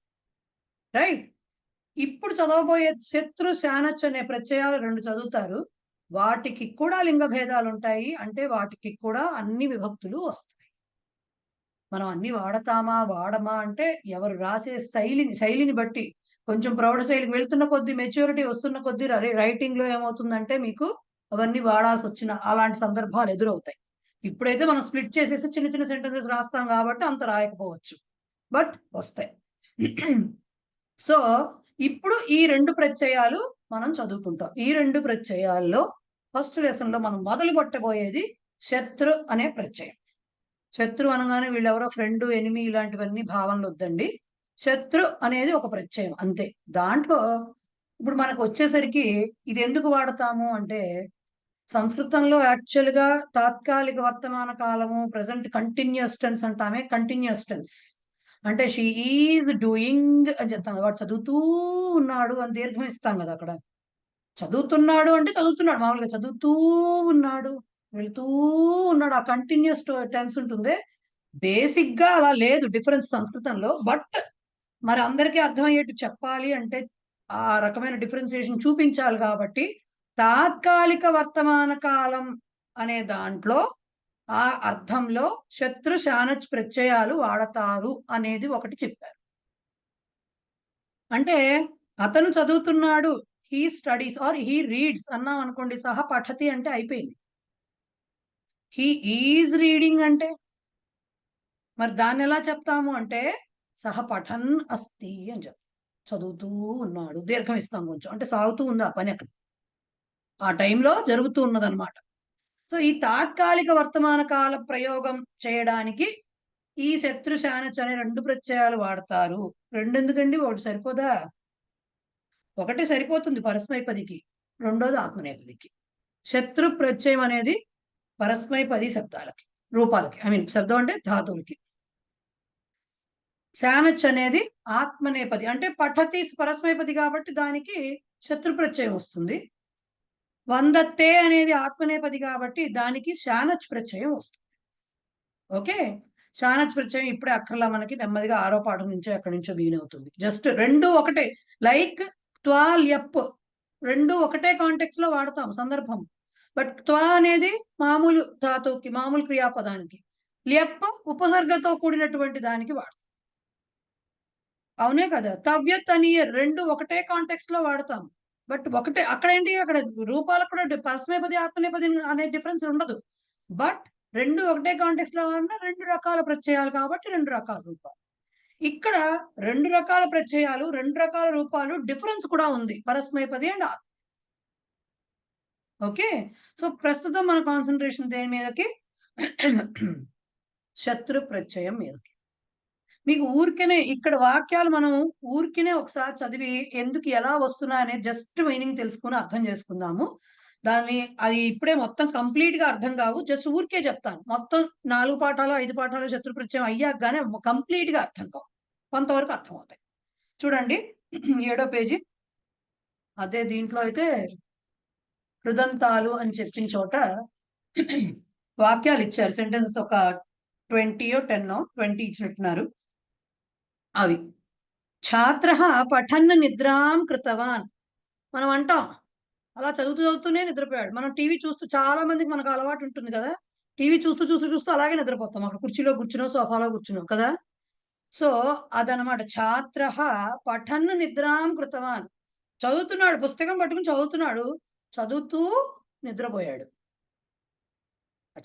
చదవడం అనే కార్యక్రమం జరుగుతోంది. ఎప్పుడు జరుగుతోంది? వాడు పడుకున్నప్పుడు నిద్రపోయాడు. ఆ క్రియ జరిగినప్పుడు ఈ చదువుతూ ఉండడం అనే క్రియ కూడా జరుగుతోంది పక్కన. వైల్ అని వాడతారు చూడండి ఇంగ్లీష్ లో. వైల్ అంటే ఏంటి? 2 సైమల్టేనియస్ గా జరుగుతూ ఉంటాయి పనులు. సో ఇది చేస్తూ అది చేయడం అనమాట. అలాంటి వాటికి శత్రు ప్రత్యయం వాడుతుంది. జస్ట్ ఊరికనే వాక్యాల అర్థం చూసుకుంటూ వెళ్దాం. రూపాల గురించి ఇప్పుడు పట్టించుకోవద్దు, మనం ఒక్కొక్కటి నేర్చుకుంటాం. అలాగే బాలః క్రీడన్ ముదితవాన్. ఆడుతూ, while he was playing he felt happy అని చెప్తాం కదా. సో ఆడుతుంటే వాడికి సంతోషం, ఆడుతూ సంతోషించాడు. అక్కడ ఆడటం అనేది జరుగుతోంది, సంతోషించడము జరుగుతోంది. సో ఆడుతూ సంతోషించాడు. సహ నమన్ ప్రార్థయతి. దేవుడికి మనం ఏం చేస్తామండి? నమస్కారం పెట్టుకుంటూ లోపల కూడా ఏవో చదివేస్తూ ఉంటాం. ఎవరికో మనకే అర్థం అవుతుందో అర్థం కాదో తర్వాత విషయం. బట్ చదివేస్తూ ఉంటాం కదా, చదివేస్తూ ఉంటాం వరుస పెట్టి. సో నమన్ అంటే నమస్కరిస్తూ ప్రార్థిస్తున్నాడు. దండం పెట్టేసుకుని నా పరీక్షలో బాగా రావాలి, మార్కులు రావాలి, నేను కొబ్బరికాయలు కొట్టేస్తాను, ఇవన్నీ కళ్ళు మూసుకుని అనేసుకుంటూ ఉంటాం కదా బేసిక్ గా. లేకపోతే నేను వచ్చేస్తాను, నడిచెక్కేస్తాను, అట్లా చేసేస్తాను, ఇలా చేసేస్తాను, మా మా అబ్బాయి గుండు కొట్టిస్తాను, ఇవన్నీ మొక్కేసుకుని దండం పెట్టుకుని. సో ఈ కార్యక్రమం అన్నమాట. సో ఇక్కడ నమస్కార క్రియ జరుగుతోంది, సిమిలర్లీ ఆ ప్రార్థన అనే క్రియ కూడా జరుగుతోంది. సో నమన్ ప్రార్థయతి. అలాగే అశోక గచ్చన్ ధేనుం దృష్టవాన్. దారిలో వెళ్తూ ఉంటాం మనం, మనకి ఏవో చాలా కనపడుతూ ఉంటాయి. ఒక కారు కనపడచ్చు, బస్సు కనపడచ్చు, సైకిల్ కనపడచ్చు, మనిషి కనపడచ్చు, జంతువు కనపడచ్చు. అలాగే అశోకుడు కూడా దారిలో వెళ్తూ అశోక గచ్చన్ వెళ్తూ ఏం చూశాడు? వెళ్తూ ధేనుం దృష్టవాన్, ఆవుని చూశాడు. ఓకే. అలాగే భక్త దేవం పశ్యన్ ప్రదక్షిణం కృతవాన్. దేవుణ్ణి చూస్తూ ప్రదక్షిణలు చేశాడు. చూస్తూనే ఉన్నాడు, అలా ప్రదక్షిణలు చేస్తూనే ఉన్నాడు, ఆయన వంకే చూస్తూ. అలాగే ఏషః చాయం పిబన్ కార్యమేవ విస్మృతవాన్. ఇది మనకు బాగా వస్తుంది కదా. చక్కగా టీ తాగుతూ మర్చిపోయాను, ఫోన్లో మా అమ్మతో మాట్లాడుతూ మాడిపోయింది గిన్నె కాస్త. ఇవి జరుగుతూ ఉంటాయి జనరల్ గా, సహజంగా. మనకి ఎవరో తిట్లు పడితే గానీ మనం మళ్ళీ దారిలోకి రాదు మన వ్యవహారం. సో ఏషః ఇతను చాయం పిబన్, టీ తాగుతూ పనిని మర్చిపోయాడు. కార్యమేవ విస్మృతవాన్, పనినే మర్చిపోయాడు. పిబన్, ఆ బోల్డ్ గా రాసినవి ఊరికే చూడండి. యహ ధావన్ ఆగతవాన్ సహ గోపాలః. ఎవరైతే పరిగెడుతూ వచ్చేసాడు వాడు రావడం అనే క్రియ అయిపోయింది, వచ్చేసాడు వాడు. కానీ ఎలా వచ్చాడు? పరిగెడుతూ వచ్చిన వాడు ఉన్నాడో వాడే గోప. సో ధావన్. నెక్స్ట్ వటుః శ్లోకం స్మరన్ ఉచ్చారితవాన్. వటుః అంటే బ్రహ్మచారి, అంటే ఒడుగు. మనం తెలుసు, ఉపనయనమైనటువంటి ఆ వ్యక్తిని, ఆ యువకుణ్ణి వటుః అంటారని తెలుసు కదా. వటుః బ్రహ్మచారి. అతను శ్లోకం స్మరన్ అంటే అలా మనసులో గుర్తు చేసుకుంటూ బయటికి చెప్తున్నాడు. అంతే, లోపల అనుకుంటూ బయటికి చెప్తున్నాడు, ఉచ్చారణ కూడా చేస్తున్నాడు. లోపల తిరుగుతోంది, దాన్నే మళ్ళీ బయట కూడా. సో స్మరన్ ఉచ్చారితవాన్. రజక వస్త్రం క్షాళయన్ తిష్టతి. ఉతుకుతూ అక్కడ ఉన్నాడు. మధ్యలో బ్రేక్ తీసుకుని ఉండొచ్చు, ఉతుకుతూ మధ్యలో తోటి వాళ్ళతో కబుర్లు చెప్తూ ఉండొచ్చు, ఏదైనా కానీ ఉతకడం అనే క్రియ జరుగుతోంది. ఉతుకుతూ దాని క్షాళయన్. ఓకే. లేఖకః లిఖన్ ఏవ గానం శృణోతి. చాలా మందికి పాటలు వింటూ, మ్యూజిక్ వింటూ చదువుకోవడము, రాసుకోవడము అనేది అలవాటు ఉంటుంది, చాలా మందికి ఉంటుంది అది. మనం కూడా చూడండి, చాలా మంది ఇళ్లలో పొద్దున్నే ఏ విష్ణు సహస్రనామం, లలితా సహస్రనామం పెట్టేసుకుని వీళ్ళ పనులు వాళ్ళు చేసేసుకుని ఉంటారు. అంటే అది మధ్యలో పడుతూ ఉంటుంది చెవులో, మధ్యలో పక్కన వాళ్ళని తిడుతూ ఉంటాం. అది వేరే విషయం. బట్ జరుగుతూ ఉంటుందన్నమాట. ఇవన్నీ సైమల్టేనియస్‌గా జరిగిపోయే పనులు. ఈ పని మనిషి రాదు దాన్ని తిడుతూ ఇవి కూడా అది కూడా అంతే. తర్జయన్ అనొచ్చు, లేకపోతే భర్త్సయన్ అనొచ్చు, నిందన్ అనొచ్చు. అలాంటివన్నీ జరుగుతూ ఉంటాయి. సో, లేఖకుడు లిఖన్. ఇక్కడ మనకు కావాల్సింది ఏంటి ఇంపార్టెంట్ అది లిఖన్. లిఖన్ ఏవ గానం శృణోతి. రాస్తూనే ఏవా ఇచ్చారు కాబట్టి రాస్తూనే పాట వింటున్నాడు. శిశువు స్ఖలన్ పతితవాన్. స్ఖలన్ అంటే ఏంటంటే ఇలాగ తడబడటం అంటాం చూడండి. నడుస్తుంటే అడుగులు తడబడుతున్నాయి అంటామే అదనమాట. చిన్న బాబు ఎలా నడుస్తాడండి? అప్పుడే అడుగులు నేర్చుకుంటున్న వాళ్ళు స్ట్రెయిట్ గా నడవరు కదా! కాస్త అటు ఇటుగా తడబడతాయి అడుగులు. సో, ఆ తడబడి డమాన పడిపోయాడు. స్ఖలన్ పతితవాన్. నెక్స్ట్‌ది అక్కడ వరకు అంటే 11 సెంటెన్సెస్‌లో అది ఏకవచనంలోనే ఉందండి. ఓకే. ఏకవచనం లోనే చెప్తున్నారు. నెక్స్ట్ వచ్చేవి కొన్ని ద్వివచనంలో వస్తున్నాయి చూడండి. గాయకౌ, గాయంతౌ, నేత్రే, నిమీలితవంతో. అక్కడ అన్ని పదాలు ద్వివచనంలోనే ఉన్నాయి. గాయకౌ ఇద్దరు గాయకులు, గాయంతౌ అంటే పాడుతూ. మనం అనడానికి పాడుతూ అనే ఒక్క మాటే మనకొస్తుంది తెలుగులో. బట్ ఇక్కడ వాళ్ళిద్దరూ పాడుతూ అనే దాన్ని రిఫర్ చేస్తుందది. సో, పాడుతూ, నేత్రే నిమీలితవంతో కళ్ళు మూసుకున్నారు. ఓకే. యాత్రికౌ మార్గం పృచ్ఛంతౌ తీర్థయాత్రాం కృతవంతౌ. ఇక్కడ కూడా అంతే ద్వివచనం వచ్చింది. యాత్రికౌ ఇద్దరు యాత్రికులు మార్గం పృచ్ఛంతౌ దారిని అడుగుతున్న వారై వాళ్ళిద్దరూ అడుగుతూ తీర్థయాత్రలు చేశారు. సో, మీరు ఆవిడ చూస్తే ధావన్, పిబన్, పశ్యన్ ఇవన్నీ ఏకవచన ప్రయోగాలు. ఓకే. ధావతి, పిబతి, పశ్యతి వీటన్నిటికీ అవి ఏకవచన ప్రయోగాలు. అలా కాకుండా పఠతి, పఠతః, పఠంతి అని ధావతః, పశ్యతః ఇది ద్వివచనం వచ్చినప్పుడు ఎట్లా వస్తుంది? గాయంతౌ, అలాగే పృచ్ఛంతౌ ఇలాగా ద్వివచన ప్రయోగం ఉంటుంది. బహువచనం వస్తుంది నెక్స్ట్. కపయః ఖాదంతః ఏవ ఉత్పతితవంతః. ఇప్పుడు బహువచనం. కపయః మంకీస్ కోతులు, ఖాదంతః ఏవో తింటున్నాయి. తింటూనే ఏం చేసాయి? ఉత్పతితవంతః ఎగురుతున్నాయి. ఎగిరాయి పైకి. జంప్ చేయడం అంటాం కదా అదనమాట. దూకుతూ ఉంటాయి కదా ఎగిరి దూకుతట్టు అదనమాట. సో, ఖాదంతః పైన ఎక్కడైనా ఖాదన్ వచ్చిందా? రాలేదు. సో, కిందే వచ్చింది. సో, ఖాదంతః బహువచన రూపం. నెక్స్ట్ దుర్జనాః నిందంతః ఏవ తృప్తమంతః. కొంతమందికి ఎప్పుడు ఎదుటి వాళ్ళని తిట్టిపోస్తే గాని వాళ్ళకి అసలు కడుపు నిండదు పాపం. వాళ్ళు సంతృప్తి చెందరు.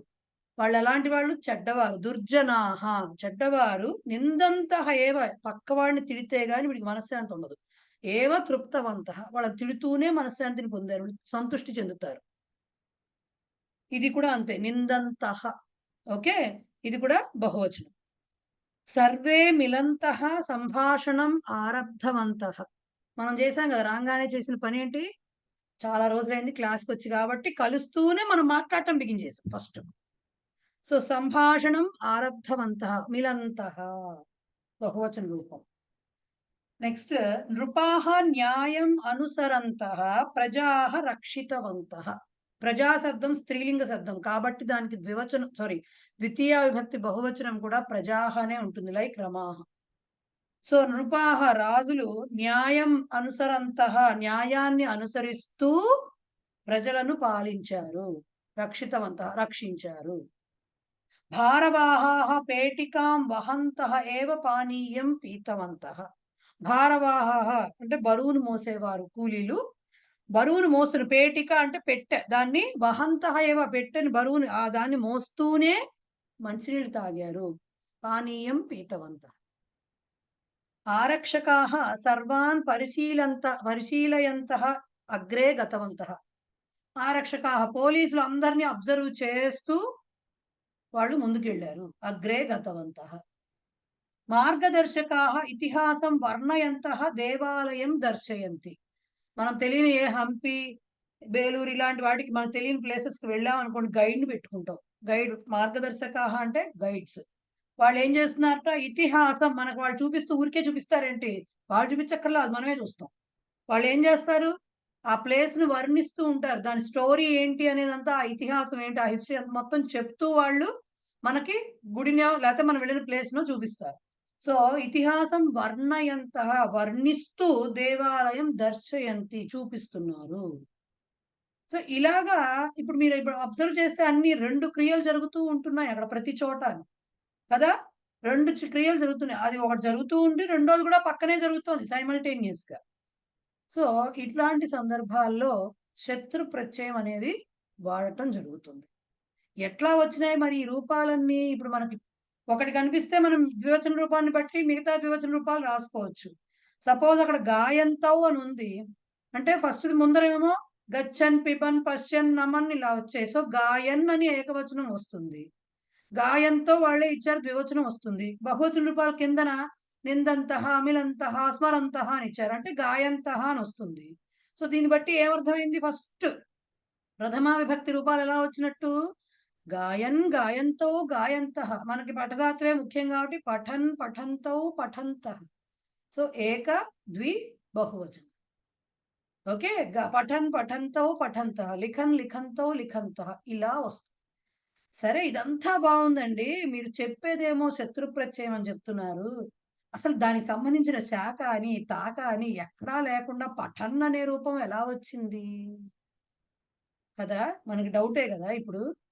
సో ఎలా రూపాలు ఏర్పడతాయి మనకి శత్రు ప్రత్యయంకి కూడా? ఎప్పుడైతే పఠన్, పఠంతౌ, పఠంతః అని 3 రూపాలు ఇచ్చామో, అంటే జస్ట్ లైక్ రామః, రామౌ, రామాః అని చెప్పుకున్నట్టేగా, అంతేగా. సో రామః, రామౌ, రామాః అంటాం. నెక్స్ట్ రామం, రామౌ, రామ అని అంటాము. రూపం మారుతుందంటే దీని ప్రాతిపదిక రామ అనేగా. అంటే ప్రాతిపదిక వేరే ఉంది, దానికి ఇవన్నీ యాడ్ అయ్యి రూపాలు వచ్చాయి. మరి ఆ ప్రాతిపదిక ఎట్లా వస్తుంది? ప్రాతిపదిక ఎట్లా వస్తుందంటే అక్కడ శత్రు ప్రత్యయ రూపం కనపడుతుంది మనకి. ఎలా కనపడుతుంది అంటే శత్రు అనే దానిలో నుంచి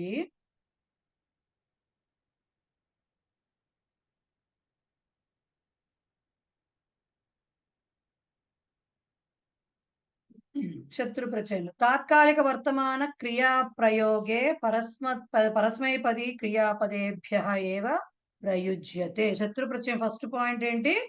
పరస్మైపది క్రియా పదాలకు మాత్రమే వాడతాము తాత్కాలిక వర్తమాన కాలం. ఇప్పుడు ఇక్కడ వస్తుంది శత్రు అనే పదాన్ని మనం ప్రవేశాలలాగా స్ప్లిట్ చేయండి. ఏం మిగులుతుంది? శకారం తీసేస్తే ష్ ప్లస్ ఆ మిగులుతుంది. త్రు అనే దాంట్లో త్ ప్లస్ రు. సో అత్ అనేది మధ్యలో మిగులుతుంది. ఇంకా దీన్ని ఇంకో రకం ఇంకా రాయాలి అంటే, అయ్యో ఎటుపోయింది?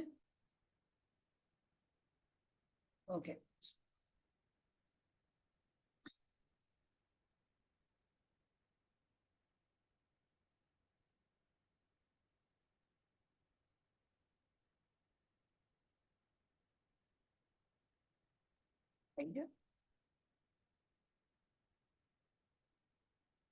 ఇంకా రాయాలి అంటే దీంట్లో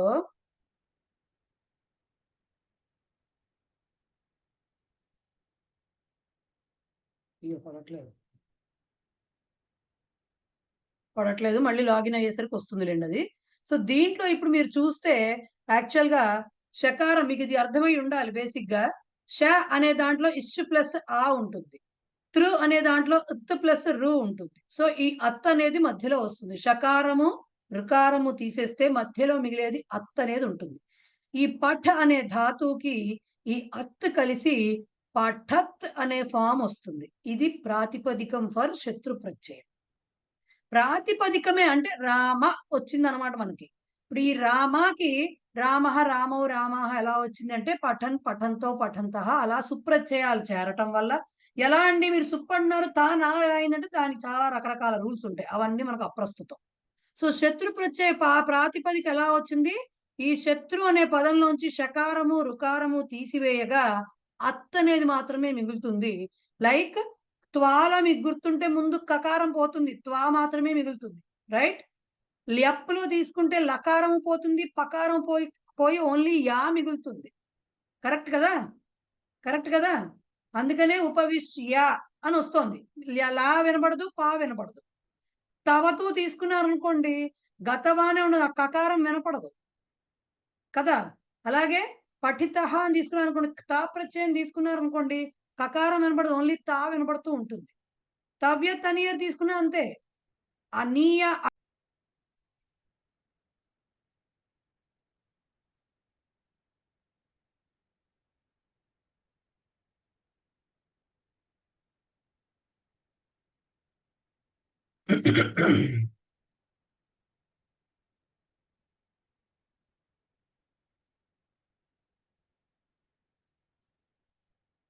సో శత్రు అనే దాంట్లో నుంచి శకారము రుకారము తీసివేస్తే అత్ అనేది మాత్రమే మిగులుతుంది. సో ధాతువుకి ఎప్పుడైతే, ధాతువు అంటే క్రియాపదస్య మూల రూపం, దానికి ఎప్పుడైతే అత్ అనేది యాడ్ అయిందో పట్ అత్ అనే రూపం ఫామ్ అవుతుంది. దీన్ని శత్రు ప్రత్యయం యొక్క ప్రాతిపదికం, పఠధాతువు యొక్క శత్రు ప్రత్యయం యొక్క ప్రాతిపదికం అని అంటారు. ఈ పఠత్ మీకు గుర్తుంటే భవత్ శబ్దంలోనే భవాన్, భవతి, భవత్ అని 3 రూపాలు వస్తాయి. ప్రాతిపదిక మాత్రం భవత్తే ఉంటుంది. బట్ పుంలింగంలో భవాన్ వస్తుంది, స్త్రీలింగంలో భవతి వస్తుంది అని చెప్పుకున్నాం కదా. సిమిలర్లీ కిం శబ్దం కూడా అంతే. పుంలింగంలో కిం శబ్దం చెప్తే కహ కౌ కే వస్తుంది, స్త్రీలింగంలో కిం శబ్దం కా కే కా వస్తుంది, నపుంసక లింగంలో కిం కే కా అని వస్తుంది. సో ఈ మూడింటిని కూడా కిం శబ్దం అనే అంటారు. పుంలింగంలో ఒకటి, స్త్రీలింగంలో ఒకటి, నపుంసక లింగంలో ఒకటి వస్తుంది. సిమిలర్లీ యద్, తద్, ఇవన్నీ కూడా శబ్దాలన్నీ కూడా ఏ తద్ ఇవన్నీ కూడా వాటిలాగానే వస్తాయి. సో వీటిని ప్రాతిపదిక అంటారు. ఇది పుంలింగంలో మీకు పఠన్ అని వస్తుంది, స్త్రీలింగంలో ఇంకో రకంగా వస్తుంది, నపుంసక లింగంలో ఇంకో రకంగా వస్తుంది. సో ఎప్పుడైతే ఈ ప్రాతిపదిక ఏర్పడిన తర్వాత త్రిషు లింగేషు సర్వాసు విభక్తిషు చ విభిన్న రూపాణి భవంతి. ఎప్పుడైతే మనం అన్నామో ఇది ప్రాతిపదికం వచ్చింది అన్నామో ఖచ్చితంగా దానికి 3 లింగాలు ఉంటాయి. ఎలా ఉంటాయి ఊరికేనే ఇంతవరకే చెప్తాం అనమాట. పఠన్ అనేది పుంలింగంలో వస్తుంది, అంటే బాలకః, అంటే జనరల్ గా బాలకః పుంలింగం కాబట్టి దానికి సంబంధించి చెప్పాను అనమాట. స్త్రీలింగంలో దీని రూపం పఠంతి అని వస్తుంది, నపుంసకలింగంలో దీని రూపం పఠత్ అనే ప్రాతిపదిక రూపంలోనే ఉంటుంది నపుంసకలింగం. మనం ఇప్పుడు స్త్రీలింగం నపుంసకలింగం గురించి మనం పట్టించుకోము, దాని గురించి ఒక 2 లెసన్స్ తర్వాత చదువుతాం. సో ముందర ఊరికే చెప్పడం కోసం వాళ్ళు మెన్షన్ చేశారు. సో గచ్చన్ అని చెప్పామనుకోండి, గచ్చతికి గచ్చన్ అని చెప్పామనుకోండి, గచ్చంతి అనే స్త్రీలింగ రూపం వస్తుంది, నపుంసకలింగంలో గచ్చత్ అనేటువంటి రూపం వస్తుంది. సో ప్రస్తుతం మన కాన్సన్ట్రేషన్ పుంలింగ రూపాల మీదే ఉంటుంది. ఇలా డిఫరెంట్ రూపాలు ఈ ప్రాతిపదిక పఠత్ రూపానికే, పఠత్ ప్రాతిపదికకు సంబంధించిన రూపాలే ఇవన్నీ కూడా. ఓకే, సో ఇది నెక్స్ట్ ఏంటి, శత్రు ప్రత్యయాలు, శానచ్ ప్రత్యయాలు కూడా ఆ ప్రత్యయాంత పదాలు విశేషణాల కింద వాడతారు. మాక్సిమం ఎక్కువగా విశేషణాల కింద వాడతారు, అంటే అడ్జెక్టివ్స్ కింద వాడతారు. కాబట్టి ఏమవుతుంది, ఇవి వాడేటప్పుడు చాలా జాగ్రత్తగా వాడాలి. విశేషణ విశేష్య భావ నియమాలు ఏవైతే ఉన్నాయో అవన్నీ కూడా తే నియమాః అనుశ్రియంతే. ఓకే, అంటే అనుసరించబడతాయి, దే విల్ బి ఫాలోడ్ అని అర్థం అన్నమాట. కాబట్టి ఇప్పుడు తెలిసిందేంటి, శత్రు ప్రత్యయము తాత్కాలిక వర్తమాన కాల ప్రయోగంలో ఆ అర్థంలో వాడతాము, పరస్మైపది ధాతువులకు మాత్రమే వాడతాము. శత్రు అనే పదంలోంచి శకారము చివరి ఉన్నటువంటి రికారము తీసేస్తే అత్ అని మిగులుతుంది. ఆ అత్ ధాతువుకి యాడ్ అయినప్పుడు వచ్చే రూపం ఏదైతే ఉందో అది ప్రాతిపదిక కింద కౌంట్ అవుతుంది. ఆ ప్రాతిపదిక 3 లింగాల్లోనూ అన్ని రకాల విభక్తుల్లోనూ వస్తుంది, మార్పులు చెందుతుంది. సో ప్రస్తుతం మనం పుంలింగంలో ఉన్నాము, పుంలింగం చదువుకుంటాము. ఇవన్నీ కూడా విశేషణాలు కాబట్టి విశేషణ విశేష్య భావ నియమాలన్నీ కూడా ఫాలో అవుతాయి అని చెప్పుకోవడం దీని యొక్క లక్ష్యం అన్నమాట. అయితే కొన్ని క్రియాపదాలకు ఎలా వస్తుందో చూద్దాం. పఠధాతుకి అత్ చేరితే పఠత్ అయింది, లిక్కి లిక్ అత్ చేరితే లిఖత్ అయింది, గమ్కి మామూలుగా ఏంటి గచ్చతి కదా, దానికి అత్ చేరితే గచ్చత్. ఇవన్నీ ప్రాతిపదికలండి. శత్రు ప్రత్యయ, ఇది శత్రు తప్పబడింది, శత్రు ప్రత్యయ ప్రాతిపదికలు ఇవన్నీ కూడా. ఓకే, సో లిఖత్ అయింది, గచ్చత్ అయింది, పశ్యత్ అయింది. దృశ్య ధాతువు దృశ్యే కానీ దాని రూపం ఏంటి పశ్యతి, సో పశ్యత్ అయింది. ప్రవిశతి ఉంది అంటే ప్రవేశిస్తున్నాడు ఆర్ ప్రవేశిస్తున్నది, ఎంటర్స్ అని అర్థం. సో దానికి దానికి కూడా అత్తు చేరితే ఏమైంది, ప్రవిశత్ అయింది. ఇవి ప్రాతిపదికలు. ఓకే, అంటే రూట్ వర్డ్స్ ఫర్ ద శత్రు ప్రత్యయ. వాటికి రూపాలు ఎలా వస్తాయి చూడండి. దీంట్లో పుంలింగం రూపం ఎలా వచ్చింది, పఠన్ అనే రూపం ఎలా వచ్చింది అని కనుక చూస్తే మీరు కన్సిడర్, ఇవి కొంచెం జాగ్రత్తగా వినాల్సి వస్తుంది. ఎందుకంటే ఫస్ట్ లెసన్ తర్వాత ఇక్కడి నుంచి కొంచెం కొంచెం ఇలాంటి వర్తమాన కాలంలో ఇది తీసుకోండి, ఇది కన్సిడర్ చేయండి అని చెప్తారు.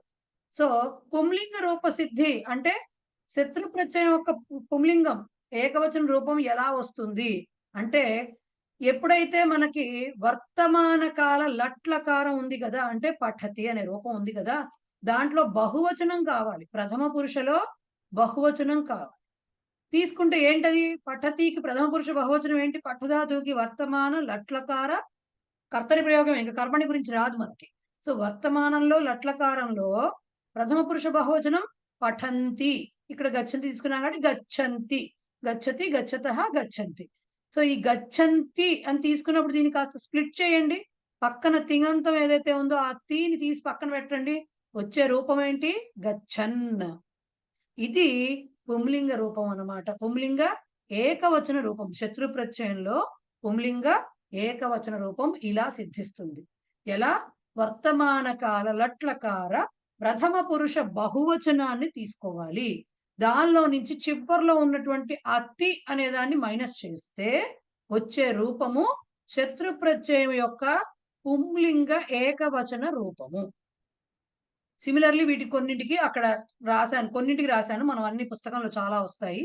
పఠతి మనకి తెలిసినటువంటిది, దానికి బహువచనం పఠంతి. దీంట్లోంచి తీ తీసేస్తే ఏమైంది, పఠన్ అని వచ్చింది.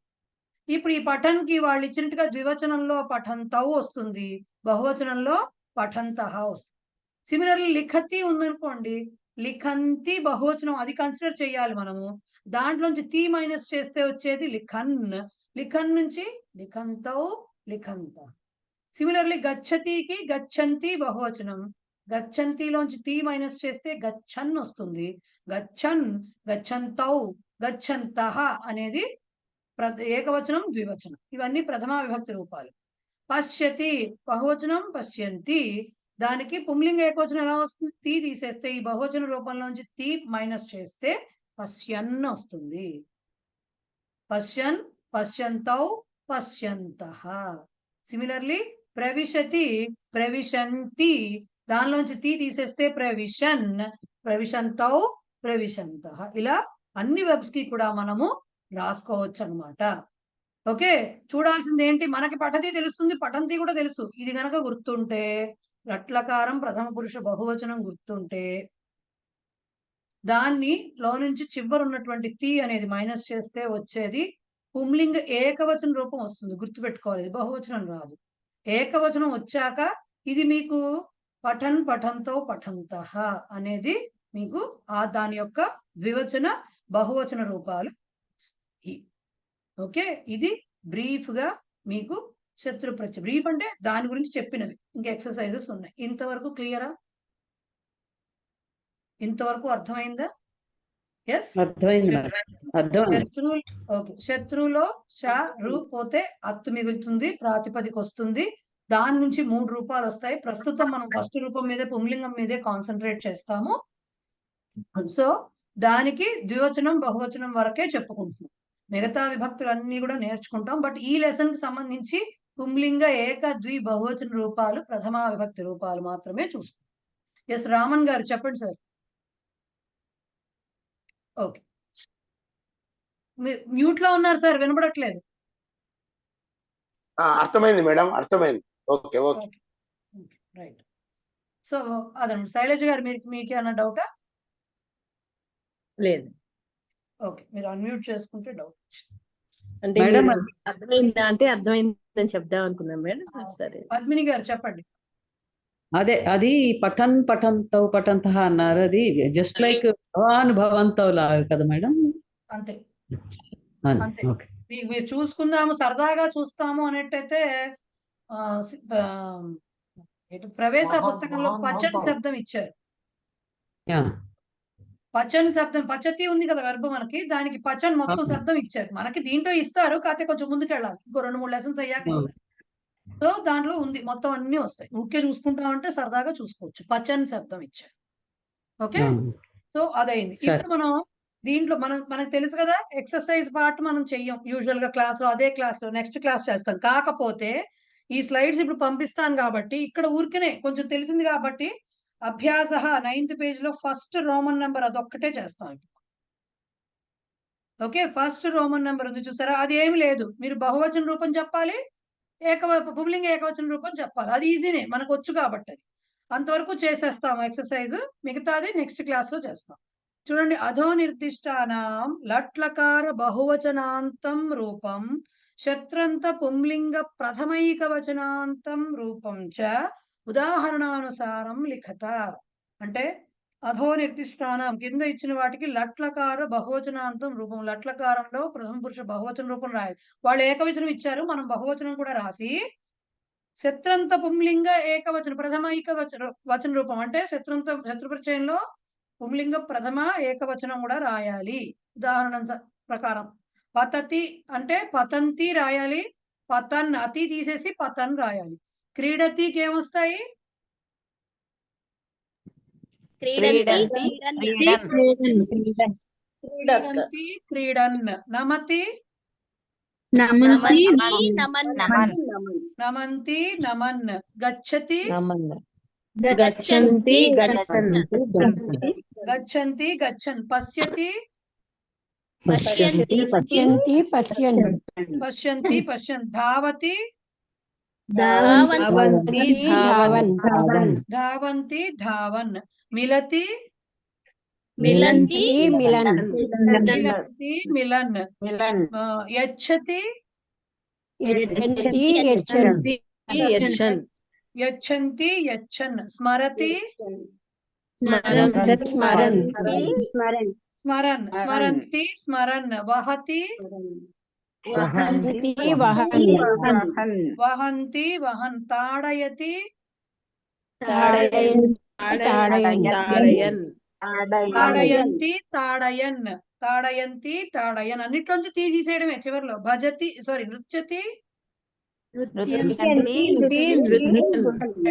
నృత్యంతి నృత్యన్. భజతి భజంతి భజన్. దండయతి దండయంతి దండయన్. కుప్యతి కుప్యంతి కుప్యన్. ప్రవిశతి ప్రవిశంతి ప్రవిశన్. సో అలా అర్థమైంది కదా అంతవరకును.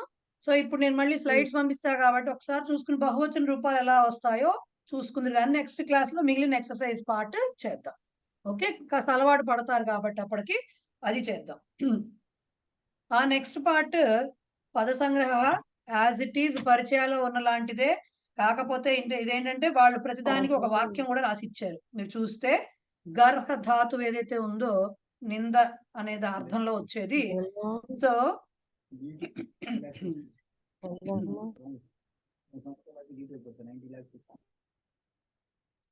వాళ్ళు ఇచ్చిన రూపాలు సేమ్ అవేనండి. గర్హతి కర్తరి లట్, గర్హ్యతే కర్మణి లట్, గర్హిష్యతి కర్తరిలో భవిష్యత్ కాలం, గర్హితవ్యం తవ్యత్, గర్హిత గర్హిత గర్హితం మన తా ప్రత్యయం, గర్హితవాన్ గర్హితవతి తవతు, గర్హన్ గర్హంతి ఇవి శత్రు ప్రత్యయ రూపాలు. సెవెంత్ రూపాలు. గర్హిత్వ విగర్హ్య ఇవి త్వ అండ్ ల్యప్. గర్హితం అనేది ఎవరు మాటిమాటికి అన్మ్యూట్ చేసుకుంటున్నారు? గర్హ్య త్వ అండ్ విగర్హ్య అంటే మనకు ఒకసారికి వచ్చింది కాబట్టి విగ్రహ ల్యప్ వస్తుంది. గర్హితం తుమున్నంతం. సో వాటికే ఒక్కసారి వాక్యాలు రాశారు. శిశుపాల కృష్ణం గర్హతి, నార్మల్ సెంటెన్స్, తిడుతున్నాడు. కౌరవేణ కృష్ణ గర్హ్యతే, ఇది కర్మణిలో రాశారు. అలాగే అధ్యాపక స్వహ గర్హిష, రేపు తిడతారు, ఇవాళ సంగతి వదిలేండి, రేపు తిడతారు. దుశ్చరితం గర్హితవ్యం అంటే వాళ్ళు ఉరికినే ఇలా రాసుకోవాలి మీరు వాక్యాలని జస్ట్ ఎగ్జాంపుల్ కి ఇచ్చారు. దుశ్చరితం అంటే చెడు పని ఏదైతే ఉందో అది నిందించబడాలి ఖచ్చితంగా. ఇట్ షుడ్ బి కండెమ్డ్ అంటామే అదనమాట. తేన బాలః గర్హితః, అతని చేత గర్హిత అనేది మరి తా ప్రత్యయం కాబట్టి కర్మణిలో చెప్పాలి వాక్యాలన్నీ. బాలః గర్హితః, బాలిక గర్హిత, అండ్ లేకపోతే కులం, అది నపుంసకలింగం కాబట్టి గర్హితం, కులము నిందించబడింది. జటాయు రావణం గర్హితవాన్, ఇక్కడ నేను చెప్పక్కర్లా, అన్ని మీకు తెలిసేది అవన్నీ. సీత అపి గర్హితవతి, సీత కూడా తిట్టింది. యజమానః గర్హన్ గతవాన్, తిడుతూ వెళ్ళిపోయాడు యజమాని. సో దాసి గర్హంతి ప్రవిష్టవతి.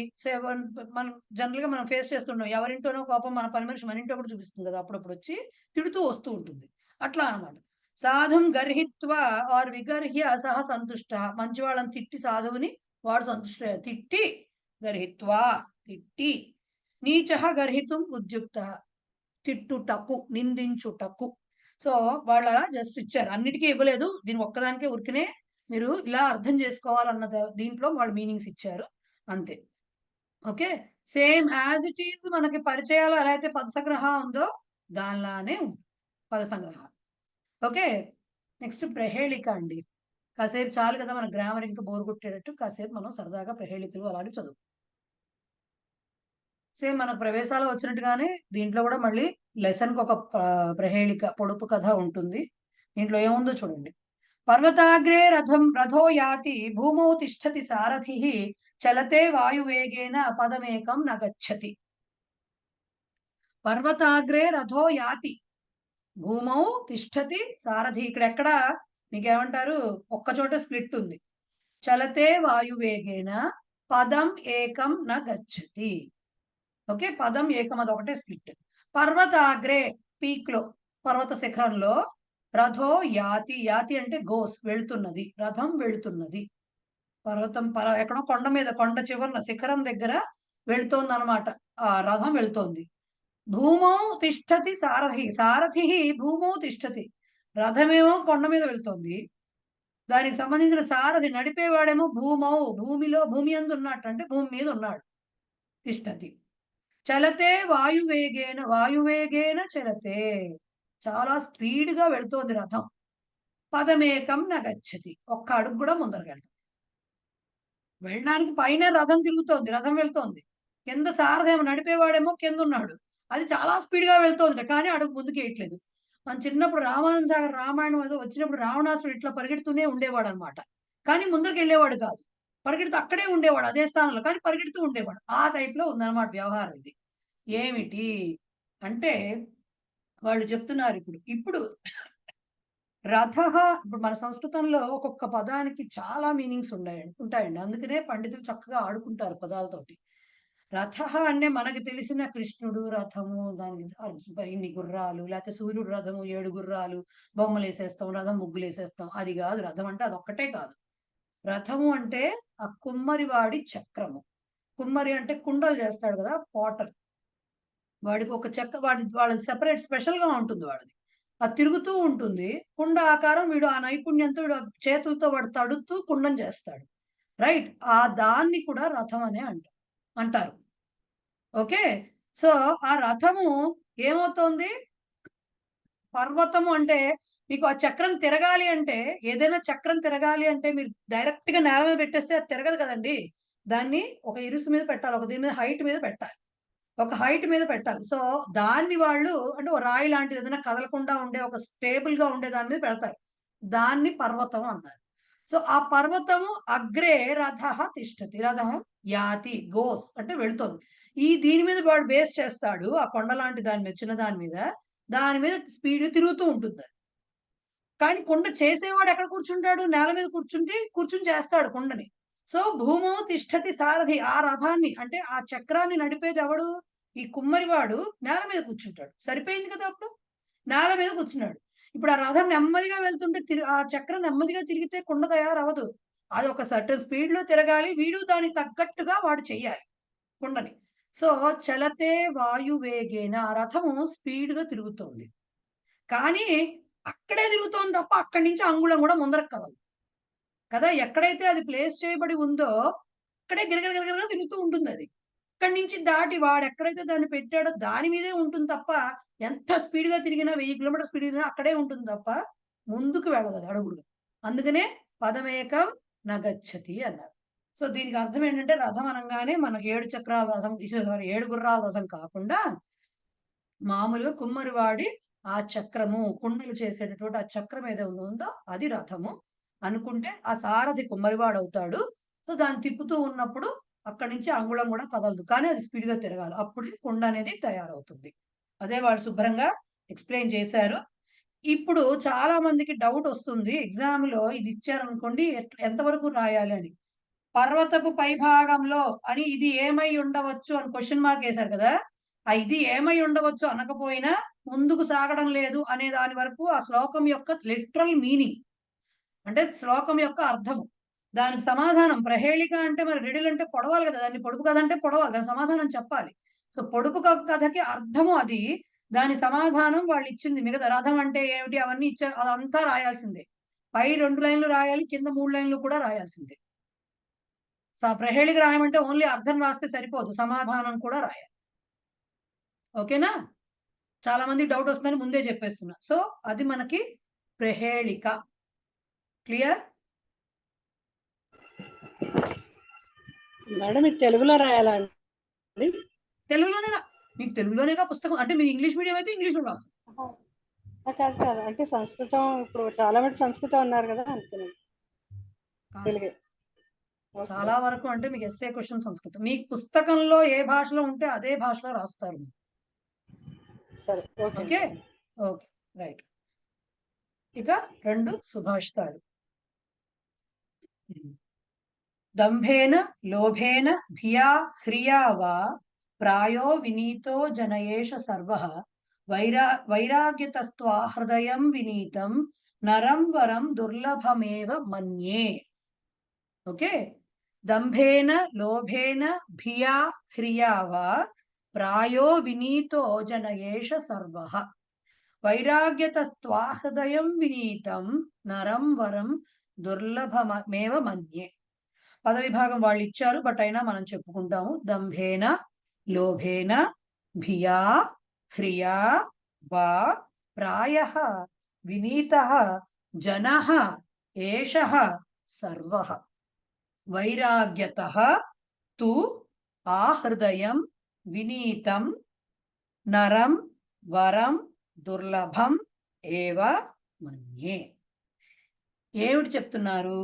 దంభేన అంటే ఆడంబరం అంటాం కదా, బాగా గొప్పలు చెప్పుకోవడం, ఒకరుగా గొప్పలు చెప్పుకుని షో ఆఫ్ చేస్తారు కదా, అలా. కానీ దంభేన వా ఇచ్చారు కదా వాళ్ళు, సో దంభేన వా అంటే దంభేన ఆ గర్వంతో ఆ ఆడంబరంతో షో ఆఫ్ చేసుకోవాలనే, ఆ గొప్పలు చెప్పుకోవాలనే బుద్ధితో కానీ, లోభేన పిసినారితనంతో కానీ, భియా భీతి, భీ అంటే భయము, భియా అంటే భయముతో, తృతీయ విభక్తి అండి అది, భయముతో కానీ, హ్రీహి అంటే సిగ్గు, ఓకే, ఆ షైనెస్ అంటాం కదా అదనమాట, షేమ్ ఫీల్ అవుతూ ఉంటారు కదా కొంతమంది, అది హ్రియా సిగ్గుతో కానీ, ఏమిటిట ప్రాయః జనరల్లీ చాలా వరకు, జనః ఏషః సర్వః జనః ఏషః సర్వః జనః ఈ ప్రతి మనిషి కూడా వినీతః, వినీతః అంటే అర్థం ఏంటి? వినయశీలుడై ఉండడము, పొలైట్ గా ఉంటాడట, చాలా వినయంతో ఒద్దికగా ఉంటాడట.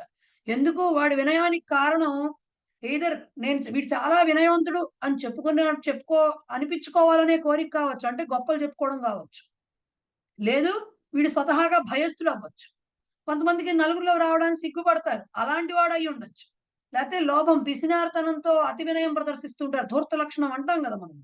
సో ఈ 4 కారణాలతో ఎక్కడ వీటి వల్ల ఏదో ఒక కారణంతో జనరల్ గా ప్రతి మనిషి కూడా ఏదో ఒక ఇలాంటి వాటి కారణాలతోటి పొలైట్ గా వినమ్రుడిగా ఉంటూ ఉంటాడు.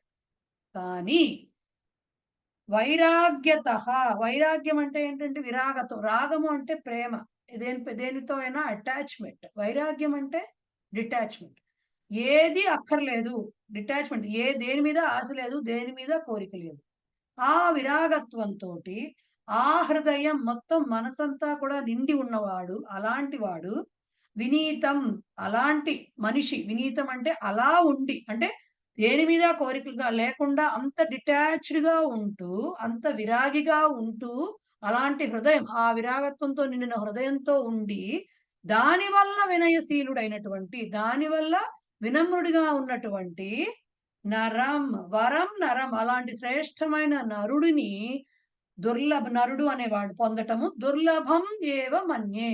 అలాంటి వాడిని పొందటం అనేది దుర్లభం, అంటే అలాంటి వాడు లభించడు అని మన్యే అంటే అహం మన్యే అని నేను అనుకుంటున్నాను, అంటే కవి అనుకుంటున్నాడు. ఓకే, ఈ కారణాలు వేటితో అయినా కూడా నువ్వు వినయాన్ని ప్రదర్శిస్తే, టీచర్ దగ్గర వినయం ప్రదర్శిస్తే వాడు నిజంగా బుద్ధిమంతుడైనా అర్థం కాదు. టీచర్ అంటే భయం ఉంటుంది పిల్లవాడికి, కాబట్టి బుద్ధిమంతుడిగా నటిస్తాడు. నటించడం అవ్వచ్చు, భయంతో వాడికి పాపం ఆటోమేటిక్ గా వస్తుంది. నలుగురిలో రావడానికి సిగ్గుపడి మాట్లాడకుండా కూర్చుంటారు, అంత మాత్రాన వాళ్ళు వినయవంతులు అవ్వరు. సో ఇలాగా కొంతమంది అబ్బో వీడు చాలా అసలు ఎంత ఇదో అన్నట్టు టైప్ లో వినయాన్ని ప్రదర్శిస్తారు. సో ఇలాంటి 4 రకాల కారణాల వల్ల వినయం ప్రదర్శించే వాళ్ళని మనం లోకంలో జనరల్ గా చూస్తూ ఉంటాము. కానీ విరాగత్వంతో ఇలాంటివి ఏమీ లేవు, ఎలాంటి మోహాలు కోరికలు ఏమీ లేనివాడు, అలాంటి వైరాగ్యం నిండిన హృదయం ఉండి దానివల్ల వినయశీలుడిగా వినమ్రుడిగా ఉండే మనిషిని లోకంలో చూడటం మాత్రం చాలా కష్టము అని నేను అనుకుంటున్నాను అని కవి మనకి చెప్తాడు. క్లియర్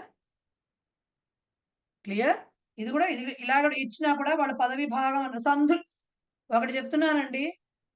ఈ సుభాషితం ఇచ్చి తాత్పర్యం రాయండి స్వభాషలో అంటే కేవలం తాత్పర్యం రాయాలి. లేదు సుభాషితానికి అన్వయార్థం తాత్పర్యం రాయమంటే పక్కన ఇచ్చారు కదా దంభేన అంటే ఏంటో లోభేన అంటే ఈజ్ ఈక్వల్ టు పెట్టి ఇచ్చారు కదా ప్రతిపదార్థం, అది తాత్పర్యం రాయాలి. అంతేకాని సంధులు సమాసాలు దాంట్లో ఇచ్చినవన్నీ మీరు రాయక్కర్లేదు. అది మీ అర్థం కోసం మాత్రమే చెప్పారు, మీరు అర్థం చేసుకోవడం కోసం. ఓకేనా ఓకేనా ఓకే. హృదయం అంటే మనస్సుతో అని వస్తుంది. హృదయం అంటే మొత్తం నిండిన మనసుతో అంటే అర్థం ఏంటి, మనస్ఫూర్తిగా అని అర్థం. విత్ హోల్ హార్టెడ్లీ అంటే మనం ఆ గర్వంతో అనేదానికి ఆ గర్వం అంటే గర్వం నిండిన అలా పనిచేయదండి, అన్నింటికీ అలా పనిచేయదు, ఒక్కొక్కసారి ఒక్కో రకంగా పనిచేస్తుంది. ఇప్పుడు ఆబాల గోపాలం అంటాం మనం, అంటే బాలు నుంచి అక్కడ ఒక్కొక్కసారి ఆ అనే మాటకి డిఫరెంట్ మీనింగ్స్ వస్తాయి, అందుకని అన్నిటికీ పనిచేయదు అన్నది. ఆబాల గోపాలం అంటే ఏంటి, బాలు నుంచి గోపాలుడు అంటే ఎవరు, కృష్ణుడు, అంటే చిన్నపిల్లాడి నుంచి పెద్దవాళ్ళ వరకు అని అర్థం. రాముడు ఆజాను బాహుడు అంటారు, అంటే ఏంటి, జానువుల వరకు బాహువులు ఉన్నవాడు, అంటే మోకాళ్ళ వరకు చేతులు ఉన్నవాడు, అంటే లిటరల్ గా కొలిస్తే వెళ్ళి తీసుకెళ్ళి అర్రే పైకి ఎంత ఉంది 1 ఇంచ్ తక్కువ ఉంది కాదు, పొడవైన చేతులు ఉన్నవాడు అని అర్థం. సో బేసిక్ లిటరల్ మీనింగ్ జానువుల వరకు అంటే మోకాళ్ళ వరకు చేతులు ఉన్నవాడు అని అర్థం ఆజాను బాహు అంటే. సో కొన్నింటికి ఒక్కొక్కసారి ఇక్కడ ఆ హృదయం అంటే మొత్తం హృదయం అంతా నిండినవాడు, నిండిన అని అర్థం. అంటే నిండడం అంటే మనస్ఫూర్తిగా చేయటం. ఓకేనా, సో అది రెండో సుభాషితం చెప్పుకునే టైం ఉందా, ఉన్నట్టుంది, ఇంకా రాలేదుగా మనకి, చెప్పేద్దాం రెండో సుభాషితం. ఇది కూడా చిన్నదే. యథా ఏకేన చక్రేణ న రథస్య గతిర్భవేత్ ఏవం పురుషకారేణ వినా దైవం న సిద్ధ్యతి. యథా ఏకేన చక్రేణ న రథస్య గతిర్భవేత్ ఏవం పురుషకారేణ వినా దైవం న సిద్ధ్యతి. పదవిభాగం చూస్తే యథా హి ఏకేన, ఏకేన ఎండ్ సంధి అవుతుంది. యథా హి ఏకేన చక్రేణ, మిగతా అన్ని బాగానే గతి రథస్య గతి భవేత్ ఏవం పురుషకారేణ వినా దైవం న సిద్ధ్యతి. ఇక్కడ ఇంకో చిన్న రిక్వెస్ట్ ఏంటంటే, ఎప్పుడైనా ఈ శ్లోకం ఇచ్చి లేకపోతే ఇలా ఉండే ఈ శ్లోకం ఇచ్చి పదవి భాగం రాయమంటే వాళ్ళు రాసినట్టుగా హి ఏకేనా గతి భవేత్ అక్కడి నుండి మిగిలిన పదాలన్నీ విడిగానే ఉన్నాయని రాయకండి దయ ఉంచి.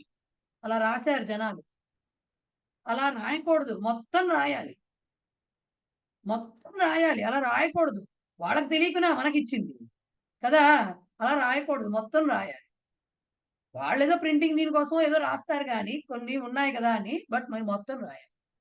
సో ఏమిటంటున్నారు, యథా ఏ విధంగా అయితే ఏకేన చక్రేణ ఒక చక్రంతో రథస్య గతి, ఇక్కడ కూడా మళ్ళీ రథం వచ్చింది, ఇది మామూలు రథమేనండి, రథానికి 2 చక్రాలు ఉంటాయి కదా, సో ఇది మామూలు రథమే.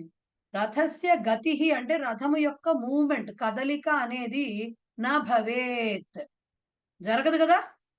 ఒక చక్రంతో రథం కదులుతుందంటే రెండో వైపు పడిపోతుంది, బండికి 2 చక్రాలు ఉండాల్సిందే, ఒక చక్రంతో నడవదు. గతి న భవేత్, రథం యొక్క కదలిక అనేది ఉండదో. తథా అనే మాట ఇవ్వలేదు, బట్ మనం అనుకోవాలి అలాగే. ఏవం అని ఇచ్చారు, అలాగే ఏవం అంటే అట్లాగే పురుషకారేణ వినా. పురుషకార అంటే ఏంటి? ప్రయత్నం, మానవ ప్రయత్నం. మనం ప్రయత్నించకుండా పురుషకారేణ వినా, మానవ ప్రయత్నం అనేది లేకుండా, పురుష ప్రయత్నం అనేది లేకుండా దైవం న సిద్ధ్యతి, దేవుడు అనేవాడు సిద్ధించడు, అంటే సహకరించడు.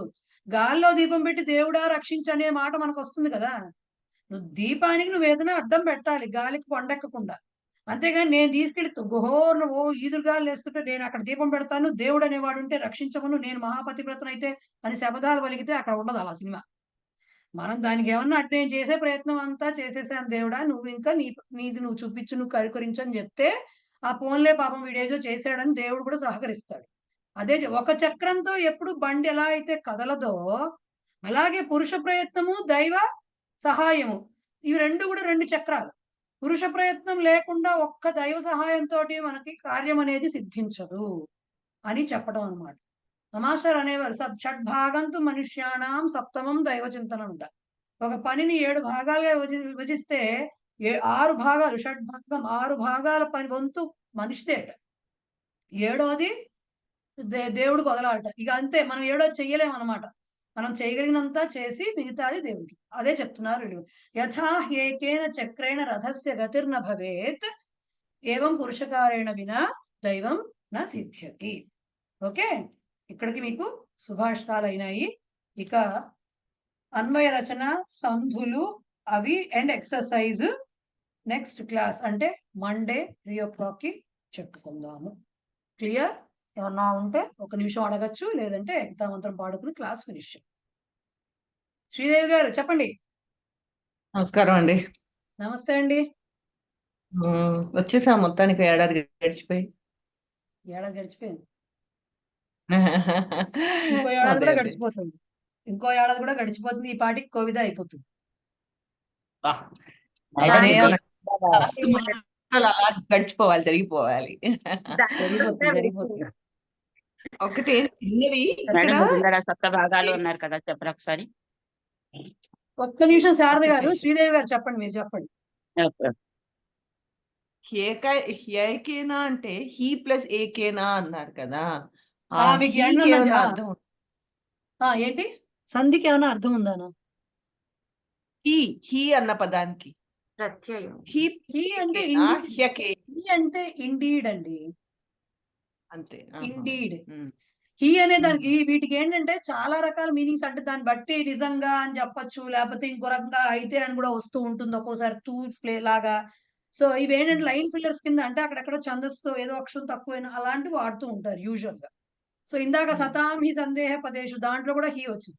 నిజంగా యూజువల్ గా ఇండీడ్ అనే అర్థం వస్తుంది. హీ అంటే ఒక్కొక్కసారి ఎందువలనగా, వై బికాజ్ అనే అర్థం కూడా వస్తుంది. బట్ ఇక్కడ ఇండీడ్ అనే అర్థం వస్తుంది. ఓకేనా? ఓకేనండి. అయితే ఇప్పుడు ఈ శత్రు ప్రత్యయం చెప్తూ ఉన్నారు కదా. సో దాంట్లో అంటే అర్థమైంది. మన భగవద్గీతలో ఒక శ్లోకం ఉంది. సో ఇప్పుడు అది బాగా అర్థమైంది. నైవ కించిత్ కరోమీతి యుక్తో మన్యేత తత్వవేత్త. మీరు చెప్తుంటే నేను అది వెతికి అది బైహార్ట్ చేస్తూ ఉన్నాను.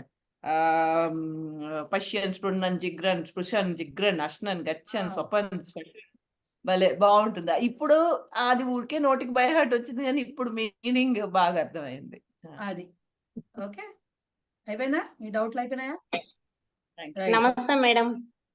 వరలక్ష్మి గారు ఒక్క నిమిషం, శారద గారు ఏదో ఒక్కసారి ఒక్క నిమిషం శారద. నమస్తే, ఒక్క నిమిషం శారద గారు ఫస్ట్ ఏదో అడిగారు, ఒక్కసారి మళ్ళీ మాట్లాడారు. శారద గారు చెప్పండి. మేడం ఇందులో సప్త భాగాలు ఉన్నాయి, ఒకటి దైవం సహకరించాలి లాస్ట్ది అన్నారు కదా, ఆ శ్లోకం అది చెప్పరా? శ్లోకం అంతా కాదండి, మా మాస్టర్ ఉరికినే అదే మీరు చెప్పినంత వరకు. షడ్భాగంతు మనుష్యాణం సప్తమం దైవ చింతనం, అంతే. అది ఎప్పుడో చెప్పారు, అది నిజంగా అంత ఫుల్ కరెక్టో కాదో కూడా నాకు గుర్తులేదు, నాకు గుర్తొచ్చింది చెప్పాను అంతే. షడ్భాగంతు మనుష్యాణం సప్తమం దైవ చింతనం. Okay right. వరలక్ష్మి గారు చెప్పండి.